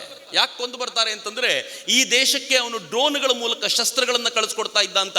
ಇವತ್ತು ಭಾರತ ಸಹಿಸಿಕೊಳ್ಳುವ ಸ್ಥಿತಿ ಇಲ್ಲ. ಒರಿಸ್ಸಾದಲ್ಲಿ ಒಂದು ಟ್ರೈನ್ ಆಕ್ಸಿಡೆಂಟ್ ಆಗುತ್ತೆ. ಟ್ರೈನ್ ಆಕ್ಸಿಡೆಂಟ್ ಆದಾಗ ಆನಂತರ ಗೊತ್ತಾಗುತ್ತೆ ಟ್ರೈನ್ ಆಕ್ಸಿಡೆಂಟ್ ಸುಮ್ಮನೆ ಆಗಿದ್ದಲ್ಲ, ಇದ್ರ ಹಿಂದೆ ಒಂದು ದೊಡ್ಡ ಷಡ್ಯಂತ್ರ ಇದೆ ಅಂತ. ಈ ದೇಶದ ಪ್ರಧಾನಮಂತ್ರಿ ಹೇಳ್ತಾರೆ, ಯಾರು ಟ್ರೈನ್ ಆಕ್ಸಿಡೆಂಟ್ಗೆ ಕಾರಣವಾಗಿದ್ದಾರೋ ಅವರನ್ನ ಯಾವ ಕಾರಣಕ್ಕೂ ಬಿಡೋದಿಲ್ಲ ಅಂತ ಎಚ್ಚರಿಕೆಯ ಸಂದೇಶವನ್ನು ಕೊಡಲಾಗುತ್ತೆ. ಮತ್ತೆ ಇವತ್ತಿನ ಸುದ್ದಿ ಏನ್ ಬರುತ್ತೆ ಗೊತ್ತಾ? ಇದ್ರ ಹಿಂದೆ ಇರುವಂತ ಒಬ್ಬ ಇಮ್ರಾನ್ ಖಾನ್ ಅನ್ನುವಂಥ ವ್ಯಕ್ತಿ ತನ್ನ ಮನೆಗೆ ಲಾಕ್ ಮಾಡಿಕೊಂಡು ಪರಿವಾರ ಸಮೇತ ಓಡೋಗ್ಬಿಟ್ಟಿದ್ದಾನೆ. ಅವತ್ತಿನಿಂದ ಇವತ್ತಿನವರೆಗೂ ಬಂದಿಲ್ಲ. ಅವನ್ ಟೋಟಲ್ ಮನೆಯನ್ನ ಸೀಸ್ ಮಾಡಲಾಗಿದೆ. NIA ವಿಚಾರಣೆಯನ್ನ ತೀವ್ರಗೊಳಿಸಿದೆ ಅಂತ. ಅಂದ್ರೆ ಇವತ್ತಿನ ಭಾರತ ಬದಲಾಗಿದೆ. ಪಾಕಿಸ್ತಾನದವರು ಅಟ್ಯಾಕ್ ಮಾಡಿ ಮೆರಿಬಹುದಾಗಿರುವಂತ ಕಾಲ ಹೋಯ್ತು. ಇವತ್ತಿನ ಭಾರತ ಹೆಂಗಿದೆ ಅಂತಂದ್ರೆ, ನಾವು ನಿಮ್ಮ ಮನೆ ಒಳಗೆ ನುಗ್ಗಿ ನಿಮ್ಮ ಜನರನ್ನ ಬಡಿಯಬಲ್ಲೆವು ಅಂತ ಉರಿ ಸರ್ಜಿಕಲ್ ಸ್ಟ್ರೈಕ್ ಮಾಡ್ತೀವಿ. 60 ಕಿಲೋಮೀಟರ್ ಒಳಗೋಗಿ ಬಾಲಾಕೋಟ್ನಲ್ಲಿ ಏರ್ ಸ್ಟ್ರೈಕ್ ಮಾಡುವ ಸಾಧ್ಯತೆ ಇದೆ. ಇದು ಹೊಸ ಭಾರತ. ಒಂದು ಕಡೆ ಭಾರತ ವಿಶ್ವಮಾನವತೆಯ ಸಂದೇಶವನ್ನು ಸಾರ್ತಾನೆ, 2ನೇ ಕಡೆ ಭಾರತ ತನ್ನ ಭಾರತದ ಗೌರವವನ್ನು ರಕ್ಷಿಸಿಕೊಳ್ಳೋದು ಹೇಗೆ ಅಂತ ಸಾಬೀತು ಮಾಡ್ತಾ ಇದೆಯಲ್ಲ, ಇದು ಅರ್ಥೈಸ್ಕೊಳ್ಬೇಕಾಗಿರುವಂಥ ಸಂಗತಿ ಅಂತ. ಅದರ ಮಿತ್ರ ಇಲ್ಲಿಗೆ ನಿಲ್ಲಿಲ್ಲ. ಸ್ವಾಮಿ ವಿವೇಕಾನಂದರು 3ನೇ ಹಂತಕ್ಕೆ ಹೋದರು. ಅವ್ರು ಹೇಳಿದರು, ವೈಯಕ್ತಿಕವಾದ ಬೆಳವಣಿಗೆಯ ಕಡೆ ಕೂಡ ಗಮನ ಕೊಡಬೇಕಾಗಿದೆ ಅಂತ. ವಿವೇಕಾನಂದರ ಸಾಧನೆ ಹೆಂಗಿರ್ತಿತ್ತು ಗೊತ್ತಾ? 1000 ಐಲ್ಯಾಂಡ್ ಪಾರ್ಕ್ ಅಂತ ಒಂದು ಜಾಗ, 1000 ಐಲ್ಯಾಂಡ್ ಪಾರ್ಕ್ನಲ್ಲಿ ವಿವೇಕಾನಂದರು ಕೂತಾಗ ಅವ್ರು ಕಾಣಲಿಲ್ಲ ಎಲ್ಲೂ ಮನೆಯಲ್ಲಿ ಅಂತ ಎಲ್ಲರೂ ಹುಡ್ಕೊಂಡು ಹೋದರೆ ಒಂದು ಮರದ ಕೆಳಗೆ ಕೂತಿದ್ದಾರೆ ಸ್ವಾಮಿ ವಿವೇಕಾನಂದರು. ಯಾವ ಪರಿಯ ಧ್ಯಾನಸ್ಥರು ಅಂತಂದರೆ ಅನೇಕರು ಅಂದ್ಕೊಂಡ್ರು ಮೋಸ್ಟ್ಲಿ ಕೂತ್ ಕಡೆ ಸತ್ತೋಗಿರ್ಬೇಕು ಇವರು ಅಂತ. ಮಳೆ ಬರ್ತಿರುವಾಗ ಛತ್ರಿ ಹಿಡ್ಕೊಂಡು ನಿಂತರು, ಸತ್ರು ಸ್ವಲ್ಪ ಹೊತ್ತು ಹಿಡಿಯೋಣ ಏನಾಗುತ್ತೆ ನೋಡೋಣ ಅಂತ. ಅನೇಕ ಗಂಟೆಗಳ ನಂತರ ಕಣ್ಬಿಟ್ಟು ವಿವೇಕಾನಂದರು ನೋಡಿದಾಗ ಅನ್ಕೋತಾರೆ, ಇವರೆಲ್ಲ ಹೇಳ್ತಾರೆ ನೀವು ಸತ್ತೇ ಹೋಗಿದ್ರಿ ಅಂದ್ಕೊಂಡಿದ್ವಿ ನಾವು, ನೀವು ನೋಡಿದ್ರೆ ಹಿಂಗಿದ್ರಲ್ಲ ಅಂತ. ಸಾಧನೆಯ ಪರಂಪರೆ ಅಂಥದ್ದು ಭಾರತಕ್ಕೆ ಹಂಗಿದೆ. ಅಂಥ ಸಾಧನೆ ಮಾಡಬಲ್ಲಂಥ ವಿವೇಕಾನಂದರು ನಮಗೆಲ್ಲ ಏನು ಹೇಳಿದ್ರು ಗೊತ್ತಾ, ನೀವು ತೀರಾ ಮೆಡಿಟೇಷನ್ ಎಲ್ಲ ಮಾಡಬೇಡಿ, ಮೆಡಿಟೇಷನ್ಗೆ ಕೂತ್ರೆ ಮಲ್ಕೊಂಡ್ಬಿಡ್ತೀವಿ ಅಂತ ಗೊತ್ತಿತ್ತು ಅವರಿಗೆ. ನಮ್ಮ ಕೆಪಾಸಿಟಿ ಎಷ್ಟು ಕೆಳಗೆ ಹೋಗಿದೆ ಅಂತ. ಅದಕ್ಕೆ ಹೇಳ್ತಿದ್ರು ಆತ್ಮನೋ ಮೋಕ್ಷಾರ್ಥಂ ಜಗದ್ಧಿತಾಯ ಚ. ಆತ್ಮ ಮೋಕ್ಷ ಮತ್ತು ಜಗತ್ತಿನ ಹಿತ ಎರಡೂ ಜೊತೆಯಲ್ಲಿ ಹೋಗಬೇಕು. ವೈಯಕ್ತಿಕವಾದ ಡೆವಲಪ್ಮೆಂಟ್ ಆಗಬೇಕು ಅಂತಂದರೆ ರಾಷ್ಟ್ರದ ಹಿತಕ್ಕೋಸ್ಕರ, ಸಮಾಜದ ಹಿತಕ್ಕೋಸ್ಕರ ಯಾರು ಸೇವಾ ಚಟುವಟಿಕೆಗೆ ಧುಮುಕ್ತಾರೋ ಅವನು ವೈಯಕ್ತಿಕವಾಗಿಯೂ ಬೆಳವಣಿಗೆಯಾಗ್ತಾನೆ ಅನ್ನೋ ಕಲ್ಪನೆ ಇಟ್ಕೊಂಡು ವಿವೇಕಾನಂದರು 3 ಮಾದರಿಯನ್ನು ನಮ್ಮ ಮುಂದೆ ಇಟ್ಟರು. ನಾನು ಮೇಲಿಂದ ಕೆಳಕ್ಕೆ ಹೇಳಿದೆ, ಈಗ ಉಲ್ಟಾ ಹೋಗೋದಾದರೆ ಸೇವಾ ಚಟುವಟಿಕೆಯ ಮೂಲಕ ವೈಯಕ್ತಿಕವಾಗಿ ಗಟ್ಟಿಯಾಗೋಣ, ಭಾರತವನ್ನು ಅಖಂಡವಾಗಿ ಪ್ರೀತಿಸೋಣ. ಆ ಪ್ರೀತಿಸ್ತಾ ನಾನೇ ಭಾರತವಾಗಿ ಬೆಳೆದು ನಿಲ್ತಾ ಇದ್ದಂತೆ ಇಡೀ ವಿಶ್ವದ ಮೇಲೆ ಒಂದು ಪ್ರೀತಿ ಬೆಳೆಯುತ್ತಲ್ಲ, ಅದು ಭಾರತವನ್ನು ಮತ್ತೊಮ್ಮೆ ವಿಶ್ವ ಗುರುತ್ವದ ಕಡೆ ಕೊಂಡೊಯ್ಯಲಿಕ್ಕೆ ನಮ್ಮನ್ನು ಸಾಧ್ಯ ಮಾಡುತ್ತೆ ಅನ್ನೋದು ಅನುಮಾನವಿಲ್ಲದಂಥ ಮಾತು. ಮಿತ್ರರೆ, ಭಾರತ ಇವತ್ತು ಆ ದಿಕ್ಕಿನಲ್ಲಿ ನಡೀತಾ ಇದೆ. ನಾವೆಲ್ಲರೂ ಸ್ವಲ್ಪ ಎಚ್ಚರಿಕೆಯಿಂದಿರಬೇಕಾದಂಥ ಅಗತ್ಯ ಇದೆ ಅಷ್ಟೇ. ಎಷ್ಟು ಎಚ್ಚರಿಕೆಯಿಂದಿರಬೇಕು ಅಂತಂದರೆ, ಈ ಭಾರತದ ಗೌರವ ಒಂದಿನಿತೂ ಕಡಿಮೆ ಆಗದಂತೆ ನನ್ನ ಬದುಕಿನ ರೀತಿ ನೀತಿಗಳನ್ನು ನಾವೆಲ್ಲರೂ ನಡೆಸ್ಕೊಂಡು ಹೋಗ್ತೀವಿ ಅಂತಾದರೆ ಮತ್ತೊಮ್ಮೆ ಭಾರತೀಯತೆ ಜಗತ್ತನ್ನು ಆಳುವಂಥ ಕಾಲ ಬಹಳ ದೂರ ಇಲ್ಲ. ಸ್ವತ್ವದ ಆಧಾರದ ಮೇಲೆ ನಾವೇನಾದರೂ ಹೀಗೆ ನಿಶ್ಚಯ ಮಾಡಿ ನಡೀತೀವಿ ಅಂತಾದರೆ ಭಾರತ ಆ ವಿಶ್ವ ಗುರುತ್ವದ ಸಂದೇಶವನ್ನು ಜಗತ್ತಿಗೆ ಮತ್ತೊಮ್ಮೆ ಮುಟ್ಟಿಸುತ್ತೆ ಅನ್ನೋದರಲ್ಲಿ ಯಾವ ಅನುಮಾನವೂ ಉಳಿದಿಲ್ಲ ಅಂತ ಭಾವಿಸ್ತೀನಿ. ಒಂದು ಸುಂದರವಾಗಿರುವಂಥ ವಾತಾವರಣವನ್ನು ಕಲ್ಪಿಸಿಕೊಟ್ಟಿದ್ದಕ್ಕಾಗಿ ನಾನು ಶ್ರೀರಾಮ ವಿದ್ಯಾನಿಕೇತನಕ್ಕೂ ಅಥವಾ ಶ್ರೀರಾಮ ವಿದ್ಯಾಲಯಕ್ಕೂ ಅತ್ಯಂತ ಶ್ರದ್ಧಾಪೂರ್ವಕ ನಮನಗಳನ್ನು ಸಮರ್ಪಿಸಿ ಇಷ್ಟು ಪ್ರೀತಿಯಿಂದ ಕೇಳಿದ ನಿಮಗೆಲ್ಲರಿಗೂ ಧನ್ಯವಾದಗಳು. ಸ್ವಾಮಿ ವಿವೇಕಾನಂದರು ನಮ್ಮ ಹೃದಯವನ್ನು ಆವರಿಸಿಕೊಳ್ಳಲಿ. ನಮ್ಮೊಬ್ಬ ಸ್ವಾಮೀಜಿ ಹೇಳ್ತಿದ್ರು, ನೀವು ಯಾವುದಾದ್ರೂ ಫೋಟೋ ನೋಡ್ತಾ ಅವರಂತಾಗಬೇಕು ಅಂತ ಭಾವಿಸ್ತೀರಾದರೆ ಸಲ್ಮಾನ್ ಖಾನು, ಶಾರುಖ್ ಖಾನ್ ಫೋಟೋ ಯಾಕೆ ನೋಡ್ತೀರಾ? ಹೆಚ್ಚಂದ್ರೆ ಅವನಂತೆ ಬಟ್ಟೆ ಬಿಚ್ಕೊಂಡು ತಿರುಗಾಡಬೇಕು ಅಂತ ಅನ್ನಿಸ್ಬೋದು, ಅದು ಬಿಟ್ಟರೆ ಇನ್ನೇನಿಲ್ಲ ಅಂತ. ಆದರೆ ವಿವೇಕಾನಂದರ ಫೋಟೋ ನೋಡಿ ಅವರು ಆವರಿಸಿಕೊಳ್ತಾರೆ. ಒಮ್ಮೆ ಹೃದಯದಲ್ಲಿ ಅವರು ಹೋಗಿ ಕೂತ್ಕೊಂಡ್ರೆ ಅವರು ಮಾಡಿಸಬಹುದಾಗಿರುವಂಥ ಕೆಲಸ ಆರ್ಡಿನರಿ ಕೆಲಸ ಆಗಿರಲ್ಲ, ಅದು ವಿಶೇಷವಾದ ಕೆಲಸ ಆಗಿರುತ್ತೆ ಅನ್ನೋದ್ರಲ್ಲಿ ಯಾವ ಅನುಮಾನವೂ ಇಲ್ಲ. ಸ್ವಾಮಿ ವಿವೇಕಾನಂದರು ಮತ್ತೊಮ್ಮೆ ನಮ್ಮನ್ನು ಆವರಿಸಿಕೊಳ್ಳಿ, ನಮ್ಮನ್ನು ಮತ್ತೊಮ್ಮೆ ರಾಷ್ಟ್ರದ ಕಾರ್ಯಕ್ಕೆ ಅವರು ಅಂಕಿತಗೊಳಿಸಲಿ ಅಂತ ನಾನು ಪ್ರೀತಿಯಿಂದ ಭಾವಿಸ್ತಾ ನನ್ನ ಮಾತುಗಳನ್ನು ತಾಯಿ ಭಾರತೀಯ ಪದತಲಕ್ಕೆ ಸಮರ್ಪಿಸ್ತೀನಿ. ಎಲ್ರಿಗೂ ನಮಸ್ಕಾರ. ಒಂದ್ಸಲ ಭಾರತ್ ಮಾತೆಗೆ ಜಯಕಾರ ಹಾಕೋಣ. ಉಚ್ಚ ಕಂಠದಲ್ಲಿ 2 ಕೈಗಳನ್ನು ಗಾಳಿಗೆ ಬೀಸಿ ನನ್ನ ಜೊತೆ ಭಾರತ್ ಮಾತಾ ಕಿ. ಇನ್ನು ಸ್ವಲ್ಪ ಜೋರಾಗಬೇಕು ನನಗೆ, ಇದು ನಮ್ಮ ಶ್ರೀರಾಮ ವಿದ್ಯಾಲಯದಲ್ಲ ಇದು. ಒಂದ್ಸಲ ಜೋರಾಗಿ ಭಾರತ್ ಮಾತಾ ಕಿ, ಭಾರತ್ ಮಾತಾ ಕಿ, ವಂದೇ ವಂದೇ ಜೈ.